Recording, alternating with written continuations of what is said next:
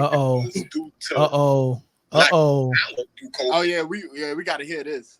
Hey man, you 10 minutes too late, man. I almost got up off of this. Aaron, Yo, this stream is for you and you alone, man. You said you wanted me to get on here so you can nah, tell me why Wilt is the GOAT, man. nah, And I'm gonna let you have the flow, big dog.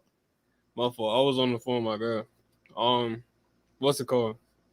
Yeah, what's the GOAT? You know what I'm saying? Like 72 records, you know what I'm saying? 60 years, 80 years out of he retired, you know what I'm saying?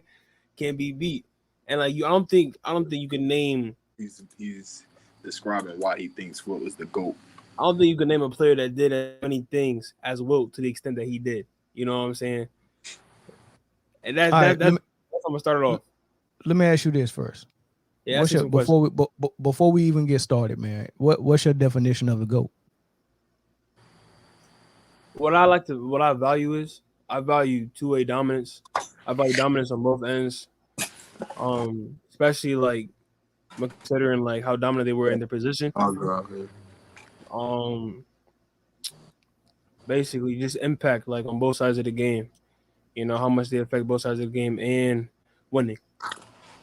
Yeah, but I think with that you just put probably 100 dudes in One a room basket. together. You get what I'm saying? Like it's several guys that affect the game on both ends of the court. But when we're trying to define greatest of all time, you got to explain to me how this player is the greatest we've ever seen, the greatest of all time, right? So saying he's a good basketball, saying he plays both ends of the floor says he's a good basketball player. That's what you're supposed to do. But that's not that's simplifying it. Like we're talking about a dude who averaged 30 and 23 and about 10 blocks for his entire career.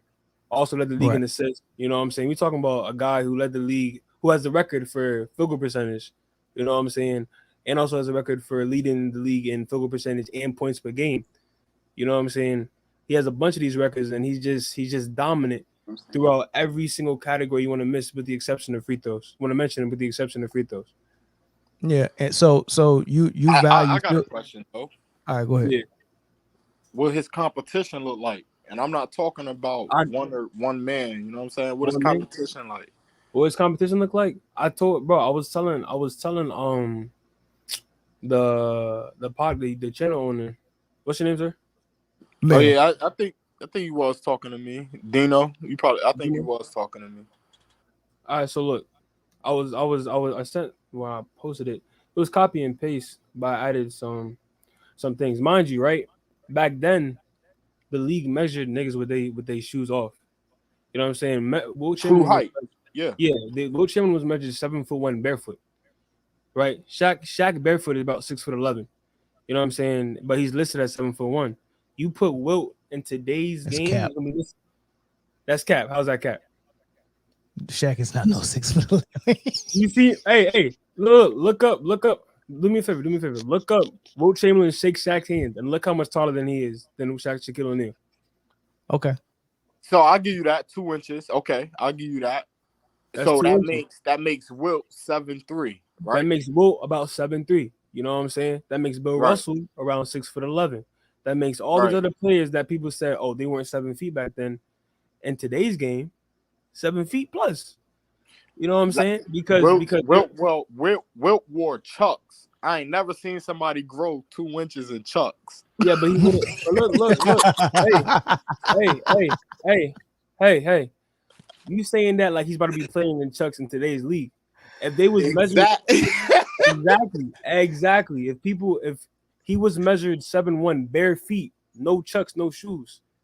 If Shaq put on Chucks, he wouldn't be 7'1". He'd be around 7 feet.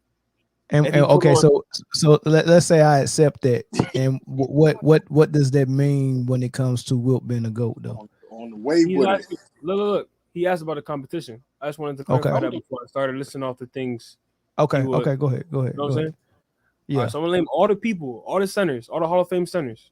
Mind you, this all is the Hall of Fame centers. Okay. Yeah, this is this is an 8 to 12 team league. So that means this nigga was playing against Hall of Fame centers, relatively like virtually night in and night out.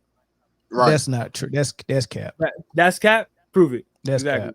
That's not You cap. said Hall of Fame centers. Hall of Fame centers every night. I mean, you got to think of it like this. You got to think of it like this.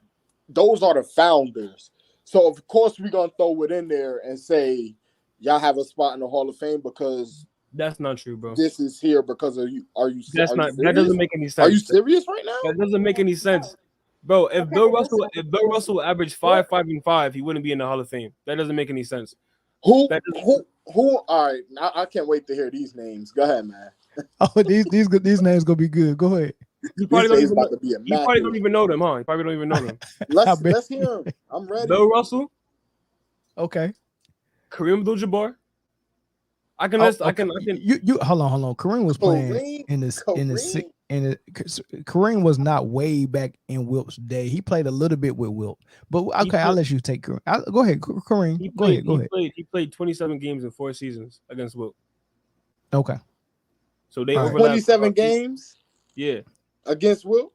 Yeah, he played 27 games against Wilt. Okay. Bill Russell played 143 games in 9 seasons, which is good. That's 2.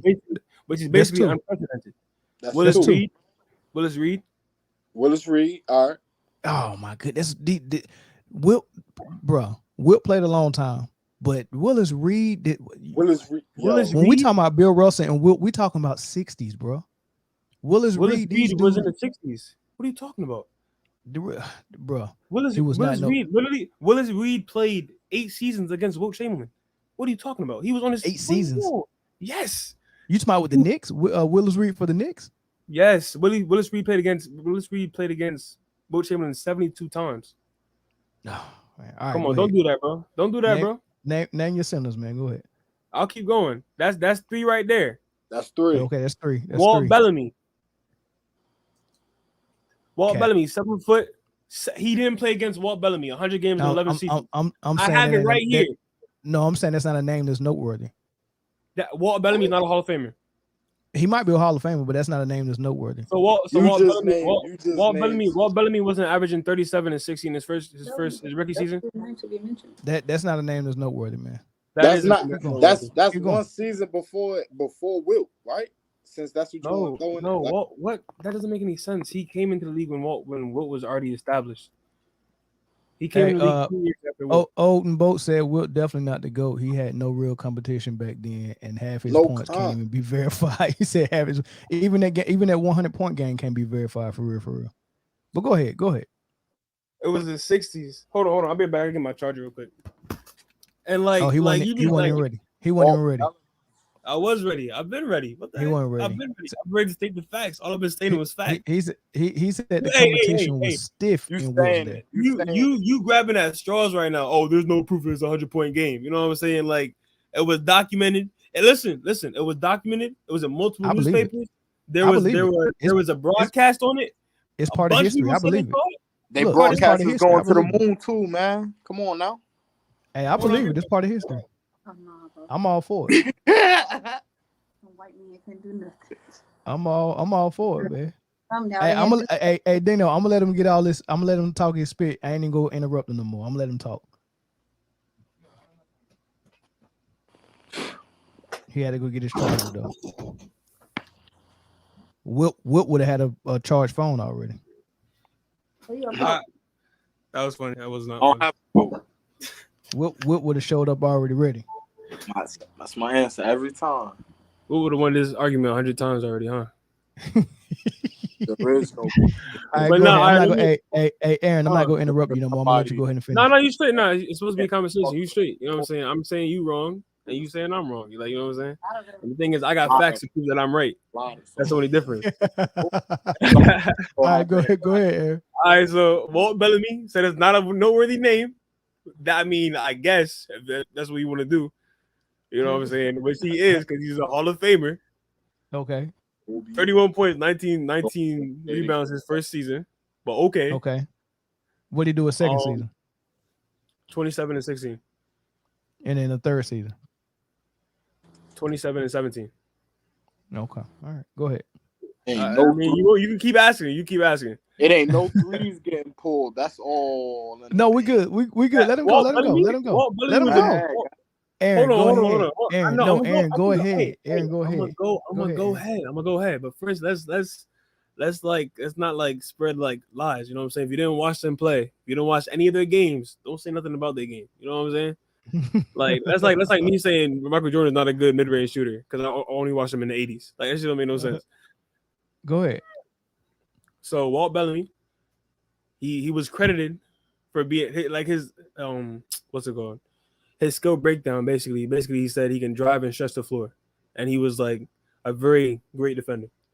Right, and you got that based off the off reading the scouting report. Multiple scouting reports and multiple videos. I've seen him drop 35 against Kareem. I seen him drop 35 against Kareem. I think that's pretty solid. Okay, but go ahead. Artist Gilmore. Matter of fact, I'm gonna list. I like Artist Gilmore. Big art. I'm gonna list their heights. I'm gonna list their heights as I go down. So Bill Russell will be listed the same height as Dwight Howard today. Kareem Abdul-Jabbar, 7'2" barefoot. He'll be listed around 7'3", 7'4" today. Willis Reed, 6'9" barefoot. He'll be listed around 6'10", 6'10" and a half today. Walt Bellamy, 6'11" barefoot. Will be listed around 7'1" today. Artist Gilmore, 7'2" barefoot. Will be listed around 7'3", 7'4" today. Bob Lanier, 6'11" barefoot. He played against Bob Lanier 17 games in 3 seasons. He played against Nate Thurman 47 games in 4 seasons. Okay. He played against Bob McAdoo. That's only one season. Great player. Yeah. Great player. First of all the players I named are great players. Let me ask you a question. They all centers, right? Yeah. And you said they all Hall of Famers? Yep. And you said most of the time he played in the league with 12 teams, right? Yeah. So what you telling me is every center in the league made Hall of Fame? Nope. How many? Out of 12 starting centers on 12 teams, how many of them are in the Hall of Fame? There's a range because some of them are probably like half. Probably like 70%. 70%. 70, so out of 12 centers, starting centers off of 12 teams when Wilt played, you're saying at least 7 of them are in the Hall of Fame. I think so. I'm gonna say that. And you don't smell fish. I mean, like you can do the same thing. Like, no, I'm just asking questions. You don't smell fish on that. You thinking that makes that era legit? That every center makes Hall of Fame? That's not even, nigga. That's 7 out of 12. What are you talking about? Exactly what I said. Exactly what I said. These the first great people they done seen on the court, so they just gonna throw them in there. These are the gimmies. That's not. There was great guards. There was great forwards. There was great. I mean, you think what? That don't make no sense. No, I'm just saying. So you trying to legitimize the 12 team. So that means 4 teams. You said 12, right? So 12 teams, 7 teams. That's what. Put it this way. Put it this way, Dino. 5 other teams. Dino, put it this way. Put it this way, Dino. All-star games every year, right? And East and West, if we doing positions, you probably getting 2 centers on the East, 2 centers on the West, right? Mm-hmm. So basically what you're saying is out of the whole league, 30 teams or 32 teams, I don't remember which one it is. I get it mixed up with football, but out of the whole league, only 4 of those guys are making all-stars. And out of those 4, only 2 of them, is it first, second, and third team all NBA? Yeah. First, so second. out of those 4, 3 of them are making all NBA every year, right? So for you to do that consistently, if you go through one era, let's go through 12 years of that, you shouldn't have 70% of those centers being Hall of Famers because 70% of them couldn't even be all-stars or all NBA.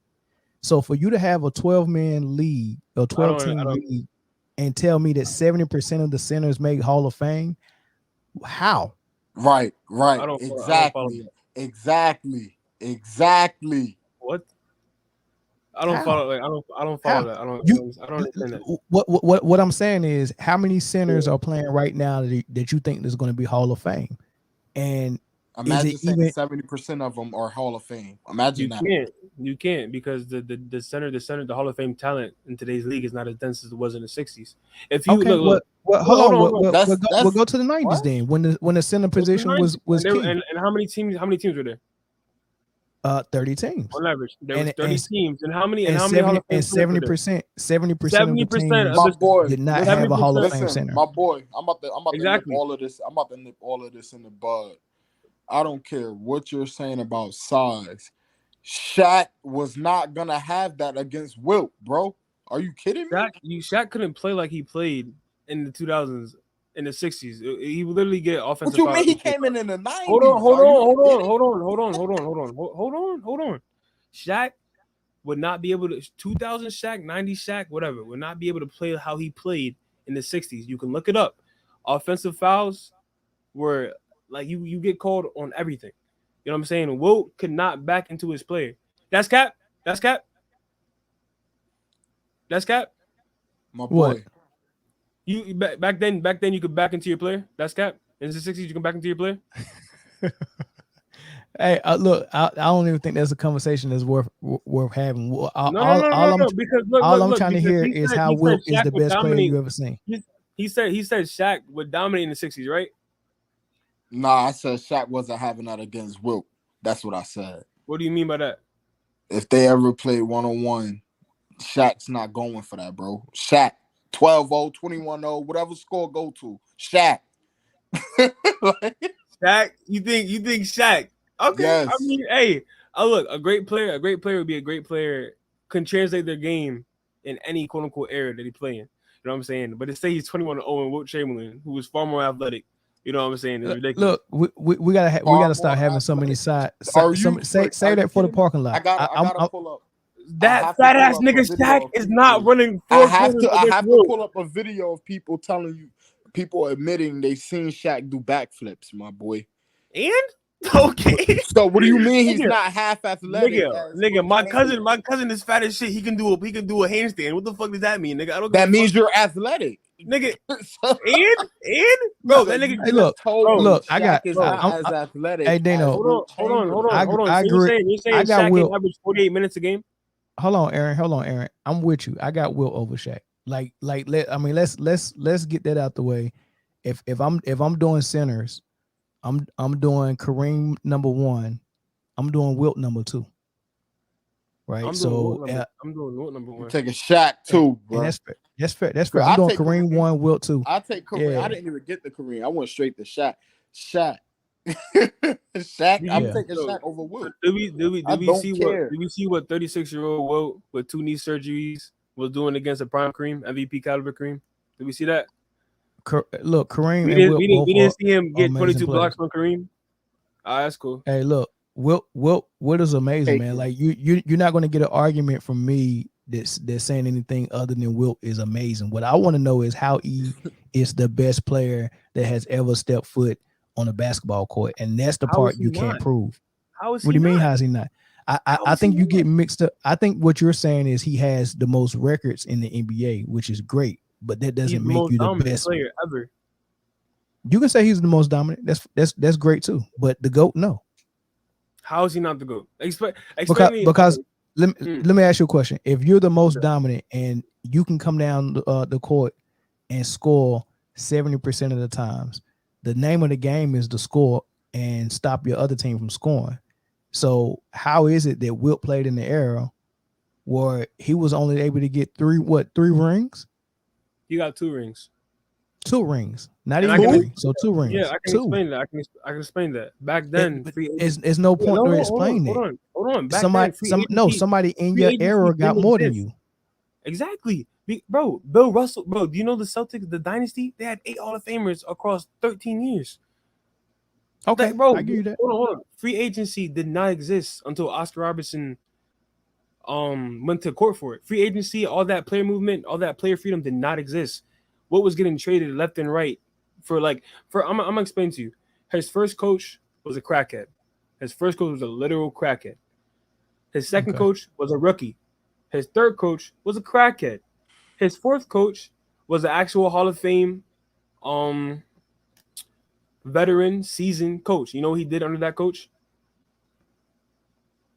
It sounded like he was selling dope to his coach because how many crackhead coaches he gonna have? Hold on. Crackhead, for lack of a better term, they were on drugs. It was the 60s, you know. It was the 60s. You know what I'm saying? So like, you know, what he did on his first veteran. Oh, we lost him. And no more narratives. I agree with you. Hakeem is one of the best skilled centers, and that's another center I got over Shaq. Right, I got Kareem. I got Kareem one, Wilt number 2, and I don't want to take a Shaq over Wilt, man. That's just I don't want to take Bill Russell number 3, but I feel like it's disrespectful if I don't, just because of what he meant to the league and what he was able to accomplish. I only put Russell there just to avoid a debate. But Hakeem is my third best. Hakeem was my third best. I got Hakeem number 3 personally. A lot of people do that. A lot of people are gonna just say this name out of respect, but truthfully, I'm gonna say truthfully who I'm taking. Shaq. Give me Shaq all day, man. I'm taking the king, but the only 2 players I do that for out of respect is Russell Jordan. and Oscar.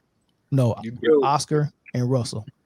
Yo, both because go ahead, Aaron. My fault. Anyways, so under his first veteran coach, he set the record for most wins in the season, 68-13. It was an 81 game season. He set the record for most wins in the season. Right. His next year, and that was the first time the Celtics were eliminated in the 60s ever. They went 8. They won 8 straight. Then Wilt got there. He had a good team around him. Beat him, swept him. Actually, he swept him. You know what I'm saying? Okay. But in the 70s, he got his second actual veteran coach. You know what he did? He broke the previous record for most wins in the season, 69-13, and set a record that still stands today, 33 straight wins in a row. You know what I'm saying? So when you surround Wilt with the type of talent that Michael Jordan had in the 90s, and the type of talent Jordan had. Hey, look, I'm talking about like coaching staff, GMs, all that, bro. Stop. Okay, hold on. Let's address that cap right now. What do you mean surround Wilt with the type of talent Jordan had in the 90s? You just said Wilt had a rookie coach, like that was a knock, and you just gonna act like Phil Jackson wasn't a rookie coach when Michael Jordan got him? You gonna act like Scottie Pippen wasn't a rookie when he got him, like Horace Grant wasn't a rookie when he got him? It's Phil Jackson, bro. No, stop. I let you spin. All right. We gotta stop with this revisionist history where we see how good Phil and Pippen and Horace ended up being and act like that's how Jordan got them. The difference between what LeBron did is when he joined the Miami Heat, Wade was already the second best shooting guard in the game behind Kobe. Chris Bosh was already a top 5 power forward in the game. Ray Allen was already on his way to the Hall of Fame when he joined the Heat. So he's like LeBron is grabbing people that's already proven they're great, already made All-Stars, already won championships, some of them MVPs, right? He grabbed AD when AD was already ready to go. He grabbed Kyrie when Kyrie was already ready to go. He got rid of Wiggins and grabbed Kevin Love when he was already ready to go. Grabbed J.R. Smith when he was ready to go. That's not what Michael Jordan did. Michael Jordan got to a team, played with crackheads. You want to talk about crackheads? He played with crackheads and got a rookie coach, a rookie co-star, and a rookie third best player in Horace Grant. And they said, let's get better together. No one else is doing it. No, as far as superstars, nobody else is doing it. Everybody is handpicking already made superstars. So let's not say talent. No, hold on. No, I agree with you. You know what I'm saying? What was in the same shoes? What was in a similar circumstance, but it didn't pan out the way. Like, for example, there was, I'm pretty sure, I'm trying to get this number right. Out of a total of 4 game 7s, right, against the Celtics. And mind you, the Celtics beat everybody. Not just Wilt. Okay. In the total of 4 game 7s, right? Wilt lost a total of 9 points. Lost by a grand combination of 9 points. You know what I'm saying? So like, right. and the thing is, for all 4 of those, Wilt was carrying unhealthy team or like just a bad team. Yeah, like but you can look at all the you can look. But you're just saying only thing you're telling me is Wilt is a great player, and we already know he's a great player. We got him as the number 2 best center ever. You put him. You haven't shown me that though. You haven't shown. Only thing you're showing me is he's a great player. I can grab any player in the top 10 and have that same story. You can't put him above Wilt. How you gonna put him above Wilt? Oh, you definitely can. You can put several players above Wilt. Okay, how is MJ better than Wilt? First of all, MJ has no flaws in this game. So as far as mastering the game of basketball, I read no more narratives comments because he seemed to get it. He said Hakeem and Jordan, the most flawless players ever. I agree. Off pure basketball, Jordan and Hakeem are the best ever. All right, 96 Bulls team, 96 Bulls best team I ever seen. Yeah, that's because they had the best player you ever seen on it. Right. Let's start there. Let's start there. And number 2, they play amazing defense. Like they play amazing defense, right? And Kukoc is underrated and overrated at the same time. All right. So back to your question, Aaron. How is Michael Jordan better than Wilt? Number 1, he has no flaws. You just explained Wilt can't even shoot a free throw, right? Wilt was he was the type of player that was, like you said, dominant, almost unstoppable. He got the ball, I'm going to score. And what that does is when you got 5 men on the court and you're playing a team game, everybody got to be on the same page. Everybody got to be on the string. Remember, the best season Wilt had, his coach had to tell him to score less and pass more. What are you talking about? In the 50s? You're talking about 1962? Whenever it was when they said, look, you're scoring too much, and he had to bring his scoring down, and he passed. All right, that's not true. That I'm gonna explain to you what happened. It wasn't the same coach. He went under a different coach. That coach asked him to score 50 points a game, and you can find multiple sources on that. Like if you're scoring 50 points a game, shooting 49%, 51%, why not? You know what I'm saying? His coach asked him to do that. Because you set yourself up to be the single point of failure for your team, and that's easy easy for a good team to guard defensively. You never want to do that. That's what Luka is doing right now. He's doing everything for his team, and when you play against the good teams like Golden State, they're going to key in on that and make it easy. It's going to be easy to beat you. You want everybody on the floor to be a threat. Yeah, I understand that. That's why under an actual veteran coach, I think it was Alex Him, he led the league in assists.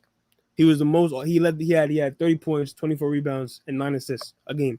He should have been doing that the whole. He should have been doing that the whole time. If Wilt was winning, if Wilt was winning when he was scoring 50 and 60 points, then averaging whatever he was averaging that was ungodly. If he was winning while doing that, then it'll validate what he was doing. But when you score just all these crazy points and don't win doing it, it doesn't validate it. So when you come up in an argument against Michael Jordan, where what he did worked for 6 rings and what you did only worked for your numbers, then it's not going to hold up against somebody like Michael Jordan. It might hold up against Shaq. It might hold up against Hakeem, but it ain't gonna hold up against the GOAT. Look, what was doing that because he was asked to. First of all, that's not what was doing that. Okay, what he was asked to do. It wasn't working. He ain't no dummy. It wasn't working. What, bro? What was doing? Bro, it wasn't working.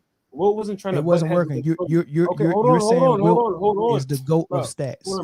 I'm saying MJ is the GOAT of basketball. You act like Wilt had like a terrible record that in 1962. I'm pretty sure he went like 49 and 30 something. Like it was only 12 teams, bro. We ain't gonna talk about the record. Yeah, 12 teams against 70% Hall of Famers. You know what I'm saying? So that's 8 Hall of Famers. That every 12 games. That doesn't mean that they're good. They handed it out like candy. Come on, man. Bill Walton in the Hall of Fame. Vlade Divac in the Hall of Fame. Bill Walton's not good. Bill Walton was not a superstar. Bill Walton's elite. Good. Is he elite? Is he elite? Is Bill Walton elite? Would you say he's elite? Bill Walton, like for one season, he was like elite. If you take okay, Bill Walton, so in order to be a Hall of Famer, you have to consistently be elite. He was elite for 1 year. he was probably elite for like 3 years. Bill Walton, Out of how many? I don't know. Come on. I'm not. Hey, Vladdy Divac in the Hall of Fame too. Bill Walton, 2-time All-Star, block championship, 2-time All-NBA, Finals MVP. Vladdy Divac in the Hall of Fame. My point is this, Aaron. When you say you're trying to validate the era that Wilt played in by counting the number of Hall of Famers, right? Okay. But you're forgetting that you got to do that for this same thing too. So you're going to tell me that, hey, Shaq beat Vladdy Divac in the Western Conference Finals, so that must mean something because Vladdy's in the Hall of Fame. Just because someone's in the Hall of Fame, that's going to validate all of his competition. That's what you're telling me. Well, if you look at the stats, then yeah. Yes and no. Yes and no. If you're in a Hall of Fame, does that validate the people that beat you? If you're in the Hall of Fame and you're averaging 30 and 16, yeah, that validates competition. If you're in the Hall of Fame and your name is Bill Russell and you're averaging 14, 27, and 10 blocks a game, and you're the second best passer on your team, yeah, that validates you, in my opinion. Okay, so Dennis Rodman with his 6 points per game over his career and his Hall of Fame, what does that make Dennis Rodman? You're saying Dennis Rodman is not a Hall of Fame player? I'm saying he is in the Hall of Fame. So, but you're blurting out numbers. He's a great player. I'm saying Dennis Rodman don't have those numbers that you're talking about. A lot of the stuff that Dennis Rodman and Bill Russell did, where it was intangible. You can't record how many times he made Shaq miss. Like it's not gonna pop up in the box score. All right, so listen to what you're saying. The same thing you said for Wilt, it applies for Shaq. Shaq played against a lot of Hall of Famers. Who do you play when he was winning in the playoffs, in the finals? Hall of Famers. Mutombo, Chris Webber. Hold on. Chris Webber's a power forward. I'm talking about centers. Hold on. Chris Webber guarded Shaq too. Mutombo, Tim Duncan. Centers. Because I didn't even name power forward. He guarded Shaq, bro. Chill. Tim Duncan, Vladdy Divac, Chris Webber, Yao Ming, David Robinson, Dennis Rodman. I'm saying, who did he win against in the playoffs? Who did he dominate? Like, who was dominating the regular season in the playoffs? Somebody who was in their prime. That is the playoffs. That's his roles to the playoffs and championships, brother. That is who he played. Martin. Rick Smits. Didn't he play Rick Smits in his first playoffs? Hold on. And he played Rick Smits in the finals. He played Rick Smits in the finals. Rick Smits. Who do Wilt see in the finals almost every year? Bill Russell. Who do you see before the finals? Willis Reed, Walt Bellamy. I just named all of them. Come on, they better than Shaq, bro. Come on, man. I'm not saying they're better. Listen, hold on. I'm not saying they're better. Are they talented? Is Rick Smits better than Shaq? Is Rick Smits better than Shaq? No. Exactly. This is the point. You're trying to validate Wilt by how many Hall of Famers he played against, and I'm telling you, Shaq played against more Hall of Famers and better Hall of Famers. Right? He played against all these guys. The game. Listen, I only named centers. You're saying like full game. I didn't name guards, forwards. He played against Hakeem in the finals. He played against Patrick Ewing. He played against David Robinson. He played against Karl Malone. I'm talking about people that guarded Shaq. Oh my God, I'm talking about centers. Name centers. I'm talking about people that guarded Shaq. Guarded Shaq. Bro, I'm talking about centers. I didn't name any. Is Dennis Rodman a center? No, but he guarded Shaq. Chill. I'm telling you who guarded Shaq. Listen, no. Hold on. I'm trying to compare on a one-to-one basis. I only name centers. I don't care who you name. You name centers because that's all you had. That's not Shaq was guarded. Whoa, you named centers because that's all you had. Bob Pettit, Wes Unseld. I could go on. I can make. Did they guard Wilt? Did they guard Wilt? Yes. If they guarded Wilt, then you should have named them. my point is this: you're trying to validate Wilt Chamberlain's era by how many Hall of Famers he played against, and the same thing goes for Shaq. Tell me something that validates Wilt that doesn't apply to another player. That doesn't make any sense. The difference is it does make what? sense. It does make sense. It doesn't make any sense. First of all, the difference is Shaq played in a 30-team league. He played against all those Hall of Famers in a 30-team league. That's probably one every 6-7 games. That's one of the points we're making. Wilt played in the league with 12 teams, man. That the 30-team league that Shaq played in makes it more competitive and more Hall of Famers being played against. No, so you're saying anything you can say against for Wilt in a 12 team league is double and plus some for Shaquille O'Neal in a 30-team league. That doesn't make any sense. What I'm trying to say, no, it doesn't. What I'm trying to say is Wilt played against a denser Hall of Fame. Wilt played against the largest density of Hall of Fame center talent in NBA history. Kareem played against the most Hall of Fame centers. Wilt played against the largest density of Hall of Fame centers. You know what I'm saying? And what does that mean? And what does that mean? That means he played against the most games. That means he was averaging 50 again. That means first of all, he played against the most games against Hall of Fame centers. He edges out Kareem just by a little bit. And he played 7 less seasons. Okay, and what does that mean? That just tells you how frequently he was facing these Hall of Fame centers. Now you're saying wait. Hold on. I'm gonna let you finish. I'm just gonna say this one thing. Just because you're in the Hall of Fame don't mean you got what it takes to stop. Wait. Right? Like I said, Vladdy's in the Hall of Fame. Vladdy cannot guard Shaq. Right? Let's take another. Chris Webber's in the Hall of Fame. Chris Webber can't guard Shaq. Dirk is in the Hall of Fame. Dirk can't guard anything. Right? So just because you name a Hall of Famer don't mean you're naming a person that is in the Hall of Fame because he was a defensive stopper. Now, okay, so why was Bill? Continue on. Why was Bill Russell in the Hall of Fame? He was a defensive stopper. That's one guy. He was a defensive stopper. He was 6'11". He ran a 4.4. He had a 47. He could grab onto the top of the backboard. He was jumping over niggas' heads in the 60s in Chuck Taylors. Yeah. And he played and guarded in 1 through 5. Okay, that's great. He played and guarded. He was basically Giannis in his 60s, less offensively talented. But he was more like Dennis Rodman, but with more height. No, he was a 6'11" Dennis Rodman.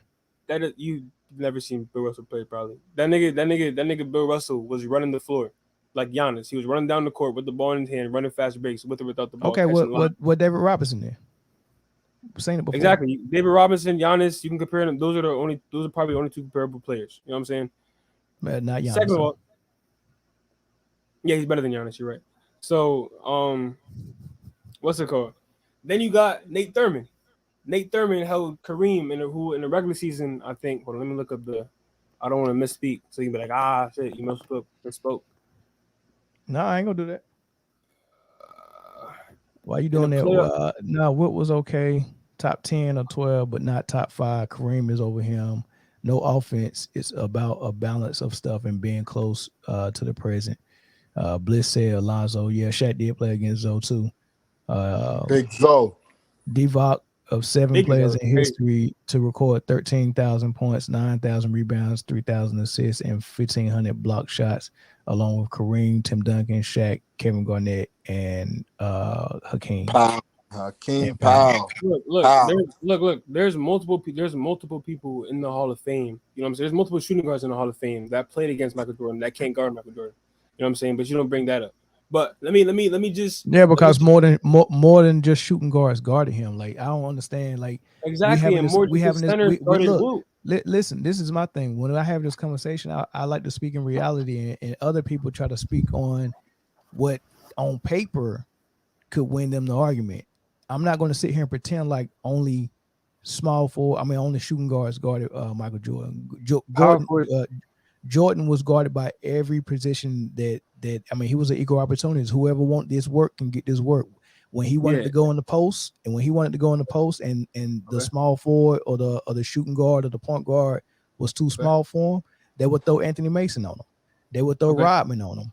You know, so they would throw Cliff Robinson on him just to keep him out of the post. Right. Yeah, Wilt was getting quadruple team. Bro, Wilt was getting bit. Like his first game in the league, he got punched in the face. And he got punched. It worked. It worked. So it worked. I don't care what they did. It worked. He didn't win but 2 rings. So whatever they did on Wilt worked. They was biting this nigga. They was what they did to MJ. Listen, what they did to MJ. Did they bite him? It didn't work. He got 6 rings out of it.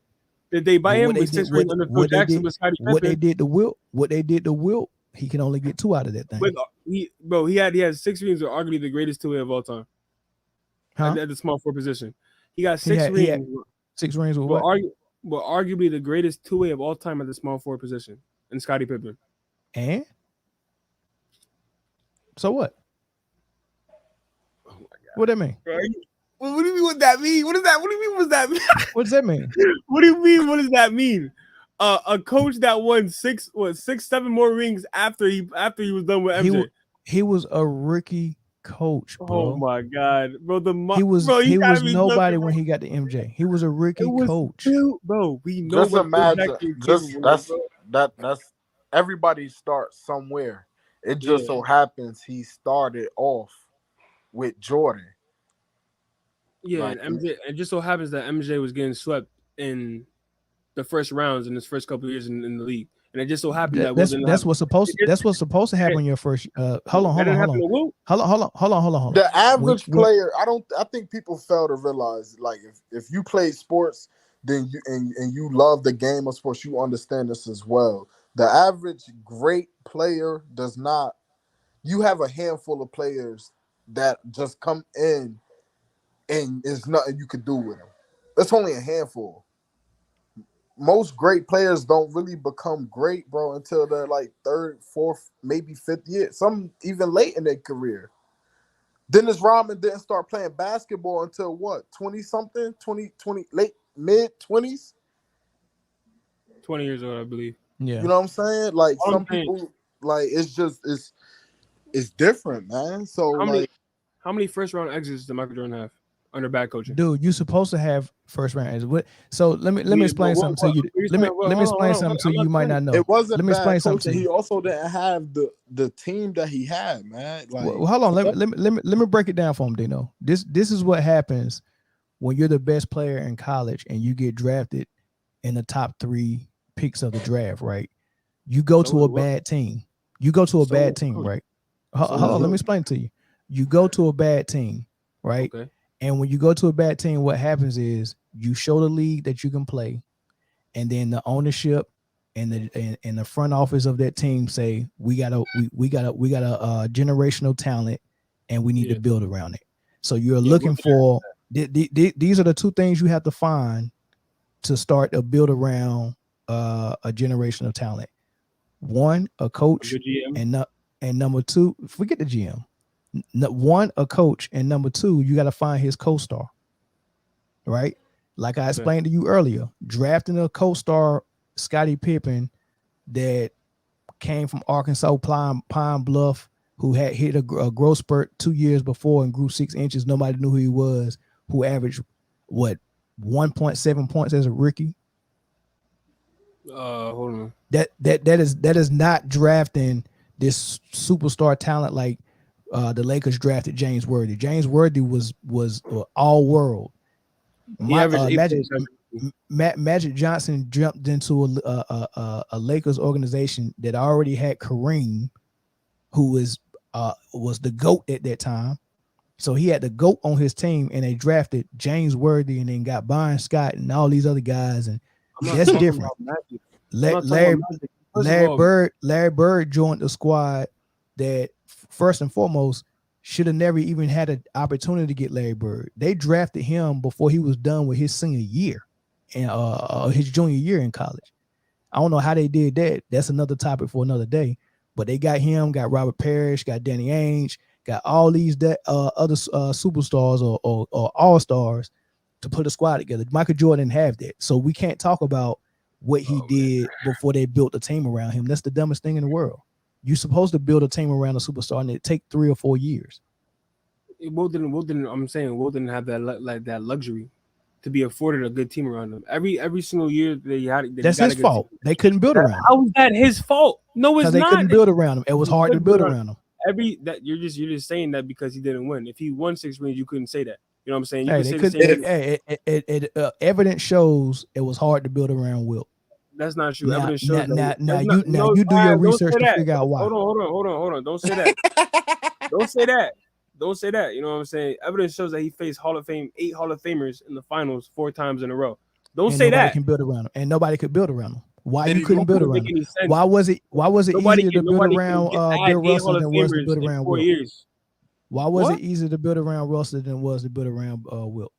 Bill Russell Why was it easier to build around Kareem than it was to build around Wilt? They didn't build around Kareem. They didn't build around Bill Russell because there was no free agency. You're saying things that don't make any sense. If you actually, they definitely built around Bill Russell. They built around Bill Russell. Yeah.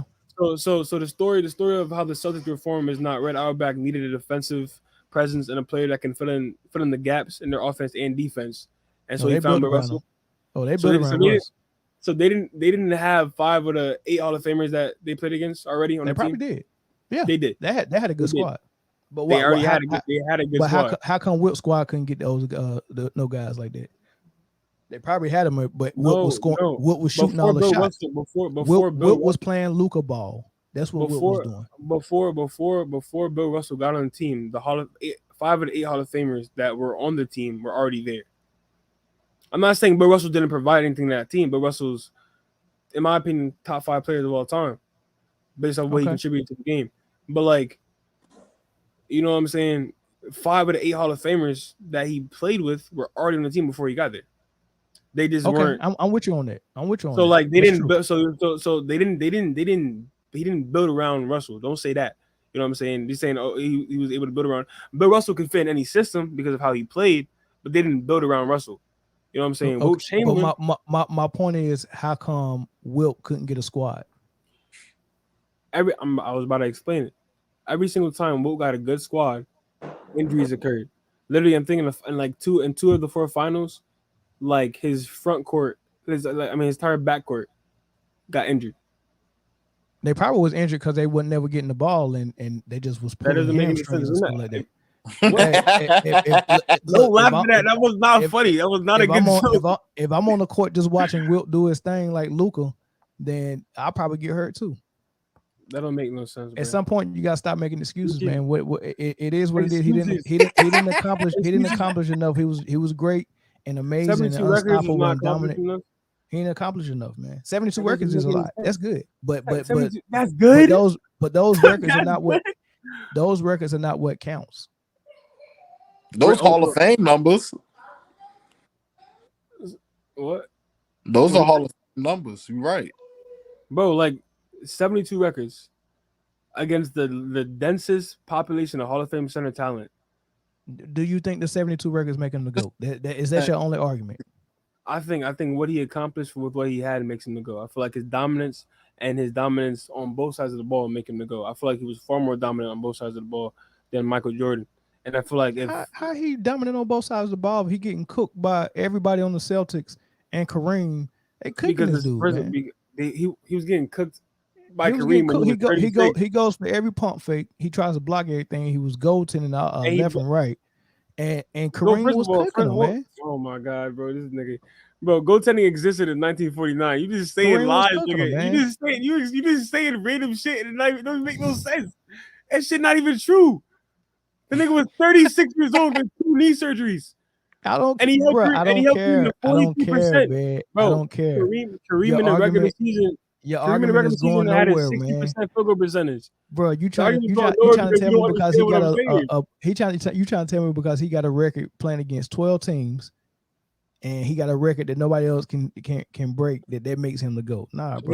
He got 72 records that probably no one's gonna break. Name the most prominent 3 records he got. 55 rebounds in the game. 48. You talking about single game? You talking about single game records? So somebody's about to break a 55 rebound game. Don't nobody want to. You know what? Nobody You know what it can. mean? Wait. Let me ask you a question. What does it mean to get a rebound? What like when someone gets a rebound, or like right now when Westbrook get a 10 rebound game, what is it saying about him as a player on the floor? What is it saying he's doing? He's rebounding the ball. What else? What is it saying? Because this what happens when someone looks Don't at do the that. looks at the paper and try to come to conclusions.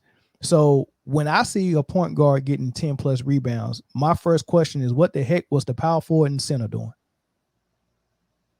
And when you think about basketball and you think about the amount of opportunities you miss by having your point guard, who I want to push the ball, coming down and taking rebounds from my power forward, I miss out the opportunity on that power forward getting a rebound and getting that first outlet pass as close to half court as possible to start the break.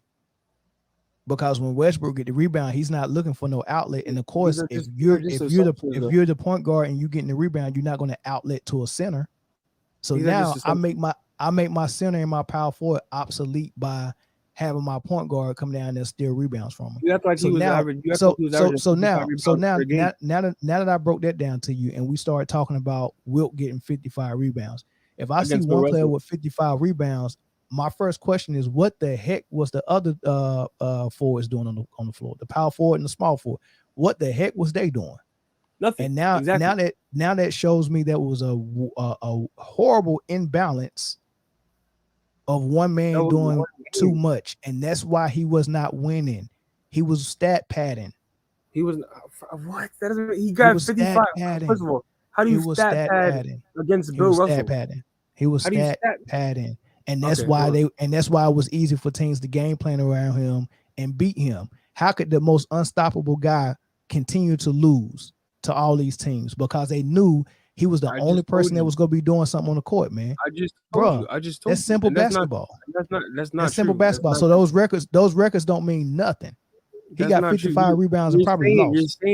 You're saying you won. You're saying all his misses. Listen, 55 boards off of all his misses. All his misses. Look, bet that. I bet that. Let's look at the field goal percentage. You want to say? All right, okay. Dino. You remember when Devin Booker scored 71 points and they lost? Yeah, that was amazing to see. It was amazing to see. That's it. but he lost. So those 71 points don't even mean nothing. When Kobe scored 81, they won, and they needed those 81. Wilt scored 100. They went into overtime. No, they didn't. He played 48 minutes. Bro, you're just saying lies. No, they didn't. You look it up right now. They went into overtime. Look it up right now. It wasn't no blowout. Was it a blowout? If I score 100, if I score 100 points, no. If I score 100 points, was it a blowout? Look it up right now. They won by like 20. Look it up right now.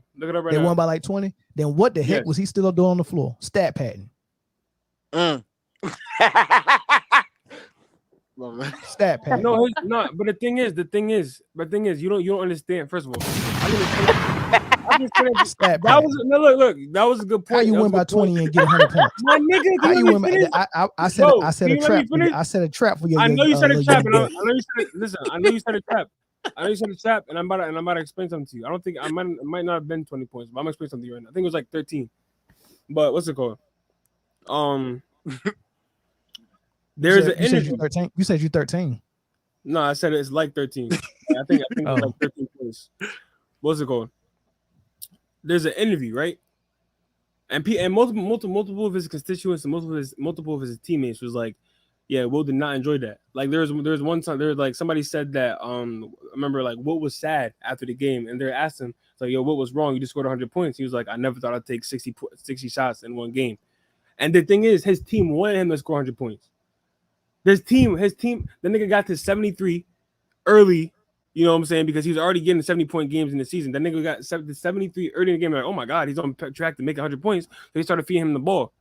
You know what I'm saying? And Alex Hannum, there's a major flaw right there. Alex Hannum was pushing him to do that. You know what I'm saying? Yeah, because they was trying to grow the league and draw more attention to the league. That's why he took that picture with 100 and stuff like that. Put in the newspaper. Yes, exactly. Yeah, Wilt, that was marketing Wilt was still come see this giant and all that stuff. And you know, he was a showmanship. Wilt played very lenient actually. He was out there playing ball and a little bit of globetrotter at the same time, man. They was trying to entertain, man.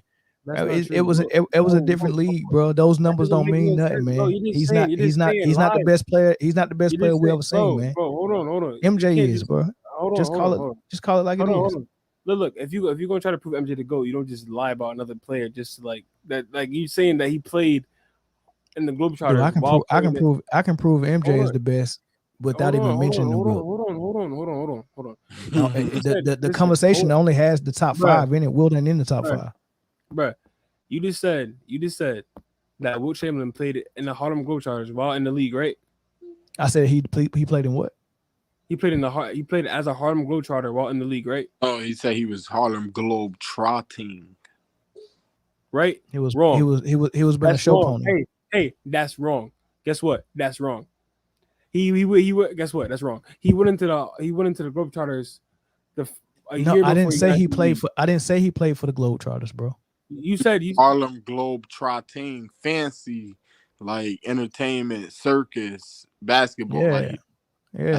That's not. He actually played mad lenient. Like if you see all this thing he was doing, he was not doing no 360 windmills. He was doing I'm not saying he was out there doing tricks with the ball. I'm saying they was trying to grow the league, so he was a showman.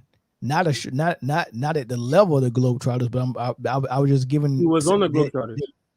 No, I'm not saying he was on the Globetrotters. I'm just saying he was. He played point guard for the Globetrotters. Right, but that's not what I'm saying. I'm saying he was trying to help market the league at the same time. That's why it was important for him to put up those monster numbers. He wasn't trying to win. He wasn't trying to win. He was trying to win. He did a bad job at it because he was getting smacked left and right by Bill Russell. He didn't get swept 3 times in a row like Michael Jordan. I said smacked. He was getting smacked. I know, but he didn't get swept. I know, but he didn't get swept even under a crackhead coach 3 times like Michael Jordan. That's all I'm trying to say. I don't care what a superstar. I don't care what a superstar do when he come in as a rookie and they trying to build, because it's a uphill battle to get to the top of the hill. But when you get to the top of the hill, your job is to stay at that top for as long as possible, and that's what MJ did. He climbed that hill. Yep. He had Larry Bird, Bad Boy Pistons, and he figured out all. And mind you, how he figured out how to beat them had something to do with him getting in the weight room and getting better, and him getting his players in the weight room with him and getting better. They got old and they're facing injuries. There's no such thing as getting old when you're 30. They got old and they got old and their teams are facing injuries. But okay, let me ask you a question. If they got old and Dennis Rodman was on that squad with them, how the hell was Dennis Rodman the key component to the last 3-peat with MJ? Make it make sense, bro. Bro, you've been saying a bunch of no. That's the question. If the Pistons got old and Dennis Rodman was on the Bad Boy Pistons and John Sally was on the Bad Boy Pistons, how could they both be part of the final 3-peat with Michael Jordan and be a key component? Because if they was old with the Pistons, they had to be super old playing with Michael Jordan. And how the hell did Michael Jordan win with those old guys? Not to mention, the old that you're talking about was a 28-year-old Dumars and a 30-year-old Isaiah. And if that's old, then how the hell did Jordan win his last 3-peat at the ages of 34, 35, and 36? Because he was 5 years older. He was 5 years older than the Bad Boy Pistons when he beat them. So was the Pistons old or not? That's a good point. Okay, I'm saying, but that's not the only team he faced though. He faced the Lakers too. And that was old too. Magic Johnson was 30. He was the same age as Isaiah. He was old too. Magic Johnson in 1991. I don't think he was. He was older. Magic retired early, bro. Remember that he retired early. Look, I'm not impressed. Look, I'm impressed by MJ because the way he got past the guys that was at the top of the hill was by getting in the lab, getting in the weight room, and getting better with his teammates, and he beat them. Whether you think they got old or not, he can't control their age. He can only control what he can control. He beat them. It would have been worse if they got old and still beat MJ. But that's not what happened. You think Wilt under Phil Jackson with Scottie Pippen wouldn't win 6 titles too? Dude, you keep saying Scottie Pippen like. I'm just saying. Like, what is Scottie Pippen? A guy that was a rookie that wasn't expected to be an all-star that turned into an all-star. That's anybody that's drafted or anybody that joins your team. Any teammate can turn into a Scottie Pippen if they work hard. That's not true. Oh, are you serious? Any teammate can turn into a Scottie Pippen. Yeah, if you work hard. Oh my god, bro! This is. Tell me what Scottie Pippen is. He's a career 17 points per game scorer. And he also has intangibles too. He was probably the first. He was the second. Is he better than James Worthy? Is he better than James Worthy? Is he better than Dr. J? Is he better than Bird? Is he better than Durant? Is he better than LeBron? I'm just naming small forwards. You can name, bro. In today's league, you can argue that Scottie Pippen would be a top 10 player. In today's league, top 10. Yeah, bro. Top 10. Listen. Not only. Hold on. Bro, with his skill set. Hold on. Mel. They see when Grant Hill came in the league. They put Scotty on. What was happening? Lunch meat. Hey, look at all the names coming in. Elgin Baylor, Dominique Wilkins, Larry Bird, Kawhi Leonard, Kevin Durant. He's not better than Kawhi? Dr. J. Kawhi's better than Kawhi? Kawhi's better than Scottie. Kawhi's better than Scottie Pippen. Kawhi's better than Scottie. Bro, Kawhi's better. I give you Dr. J. I give you Larry Bird. I give you Elgin. I give you LeBron. I do not give you Paul Pierce. I do not give you Kawhi Leonard. I do not. What the hell? Paul Pierce? Paul Pierce is better than Scottie Pippen? The truth. What the fuck? Scottie Pippen ain't got no Melo. Scottie Pippen ain't got no Melo is better than Scottie Pippen? So you would rather have Carmelo. Hold on. You would rather have Carmelo in your team than Scottie Pippen? Yo, it depends on what team I got. It depends on what team I got. If you want Melo over Scottie Pippen, you're stupid. I don't care. I'm taking. It depends on what team I got. You're taking Melo over Scottie Pippen. Depends on my squad. Yeah. Are you? I don't even know what to say no more, bro. I don't know what to say no more. That just tells you how brainwashed you guys are, nigga. So you're trying to discredit Scottie Pippen just to prove that Michael Jordan. You trying to put Scottie Pippen on the pedestal, hoping that would say, "Oh, Michael Jordan needed all this." Well, really, Scottie Pippen? Are we talking about the same player right now? Like Scottie Pippen wasn't like that. Yes, like Scottie Pippen wasn't like that. Melo, yeah, he was. 7 times All NBA. I'm not. Scottie Pippen was cold. Scottie was nice, but I'm taking Melo, bro. He was. Oh, you forget? Bro, what the fuck? Are we talking about take Carmelo Anthony over Scottie Pippen? It depends on the squad I got. Listen, bro, there's no way this nigga just said he would take. I seen what Kobe did to Scottie. Oh my god, bro! Everybody, bro, it's Kobe Bryant, bro. What are we talking about? All right, then, bro, it's Kobe. Can Melo guard Kobe? This man Melo was putting up a way better fight, brother. How old was Scottie? How old was Scottie?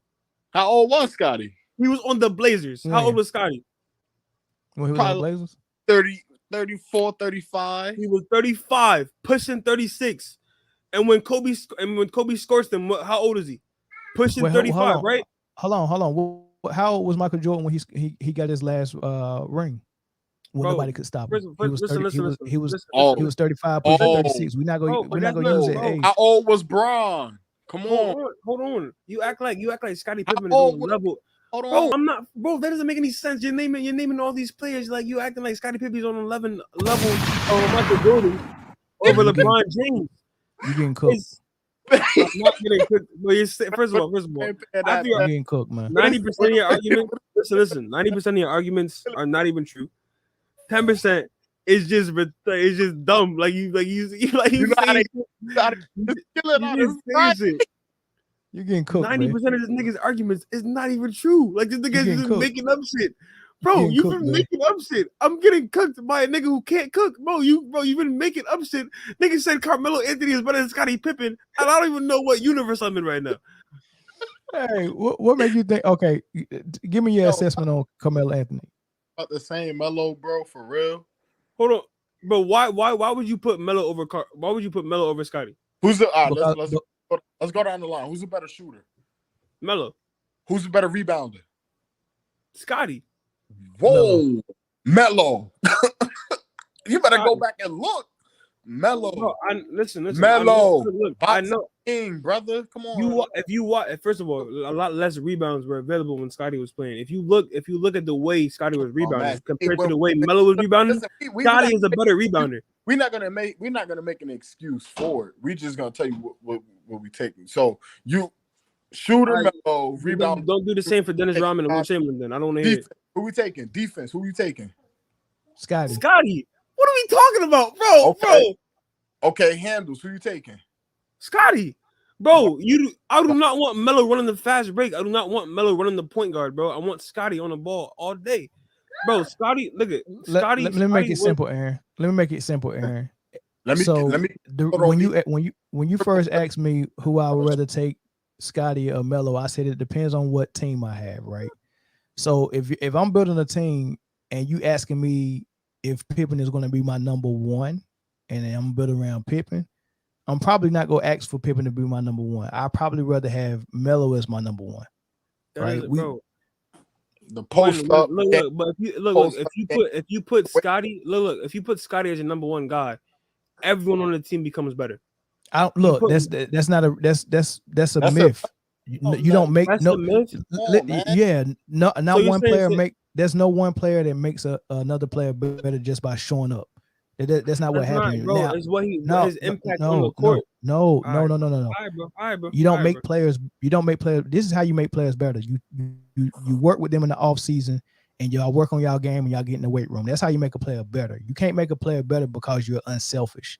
That just means that players that couldn't get their own shot are going to get open shots now.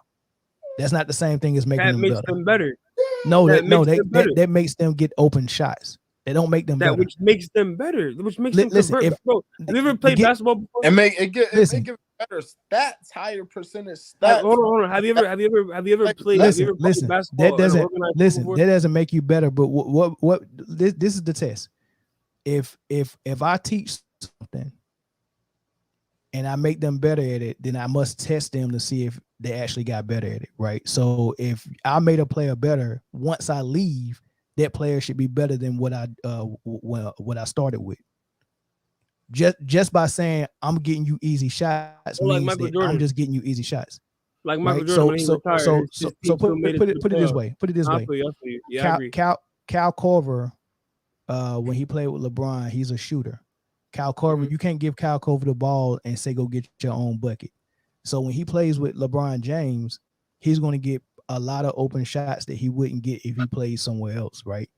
But when LeBron James leaves, he's still in the same place. I'm just a shooter. You can't give me the ball. So he didn't get better. He just got more open shots because LeBron was on the floor. That's not the same thing as getting better. When he was on the floor, he made his teammates better. No, that's not the definition of making someone better. That means you got them open shots. Listen, if Cal Korver is a 40% 3-point shooter when he's wide open, and he get open shots with LeBron James, he's going to shoot 40%. Then I'm gonna put him with a player that can get him wide open like most of the time. No, but that doesn't make him better. He's still a 40% 3-point shooter. That just means when he plays with Carmelo, and he has to run around and everything, and he's begging for the ball because Carmelo's like, I got it. When Carmelo has the ball against whoever is shorter than him, guarding him, you know what I'm saying? And he's begging for the ball. To what I'm saying, Aaron, you're not listening to what I'm saying.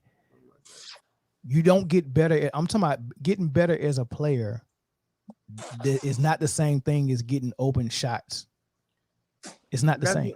Okay, first of all, that's not all there is to it. Scottie Pippen as the number one guy had almost he had almost every role in the team. He was a defensive stopper. He was the point guard. Give me an example of when he was a number one. The one year that MJ was retired, right? The 1 year MJ retired. And then the half year. I'm pretty sure he led his team in 5 statistical categories, and he was number 2 in the MVP race. And he was number 3 in the MVP voting behind Hakeem and he was number 2 behind Hakeem, right? He was number 2 behind Hakeem, right? So number 2 in MVP voting. He won the All-Star MVP that year, and he led rebounds, steals, assists, points, and probably blocks. Amazing year. And then the next year, what happened? MJ came back. No. Before MJ came back. What was their record before MJ came back? Why was Scottie Pippen putting his shoe up to the camera with the Jordans on and doing this and telling MJ to come back? What was their record? Look it up. Yeah, look it up. That's 1996. What? Hey, you should already know this. You should already know this. So what was the Bulls' record? Right, don't do that, bro. Don't act like you haven't been saying lies against Wilt Chamberlain this entire time. But I'm gonna tell you, them boys was 3 games over 500, and that's good. No, it wasn't. There was 53 games, 500, 3 games over 5.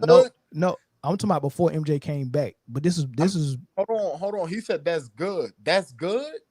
Oh, wait, my fault. No. I misheard it. Yeah, they were struggling and they was in danger of not making the playoffs. MJ came back and helped them push and get in the playoffs. Weren't they on pace to make the playoffs? No, they was on pace to miss the playoffs. What's good with y'all fellas? What's up, big dog? What you got on the top of it? On the Wilt Chamberlain or the Scottie Pippen? Everything, whatever you just heard. I see the topic about Melo and Pippen. If I'm like how you said, if I'm going for a number 1 option, I'm gonna take Melo. But if I need somebody like a glue guy, if I need a number 2 or number 3 option, I'm gonna take Scottie. That don't make sense. If you take, bro, I'm saying if you take Scottie, everyone on that team that Scottie's on becomes that guy.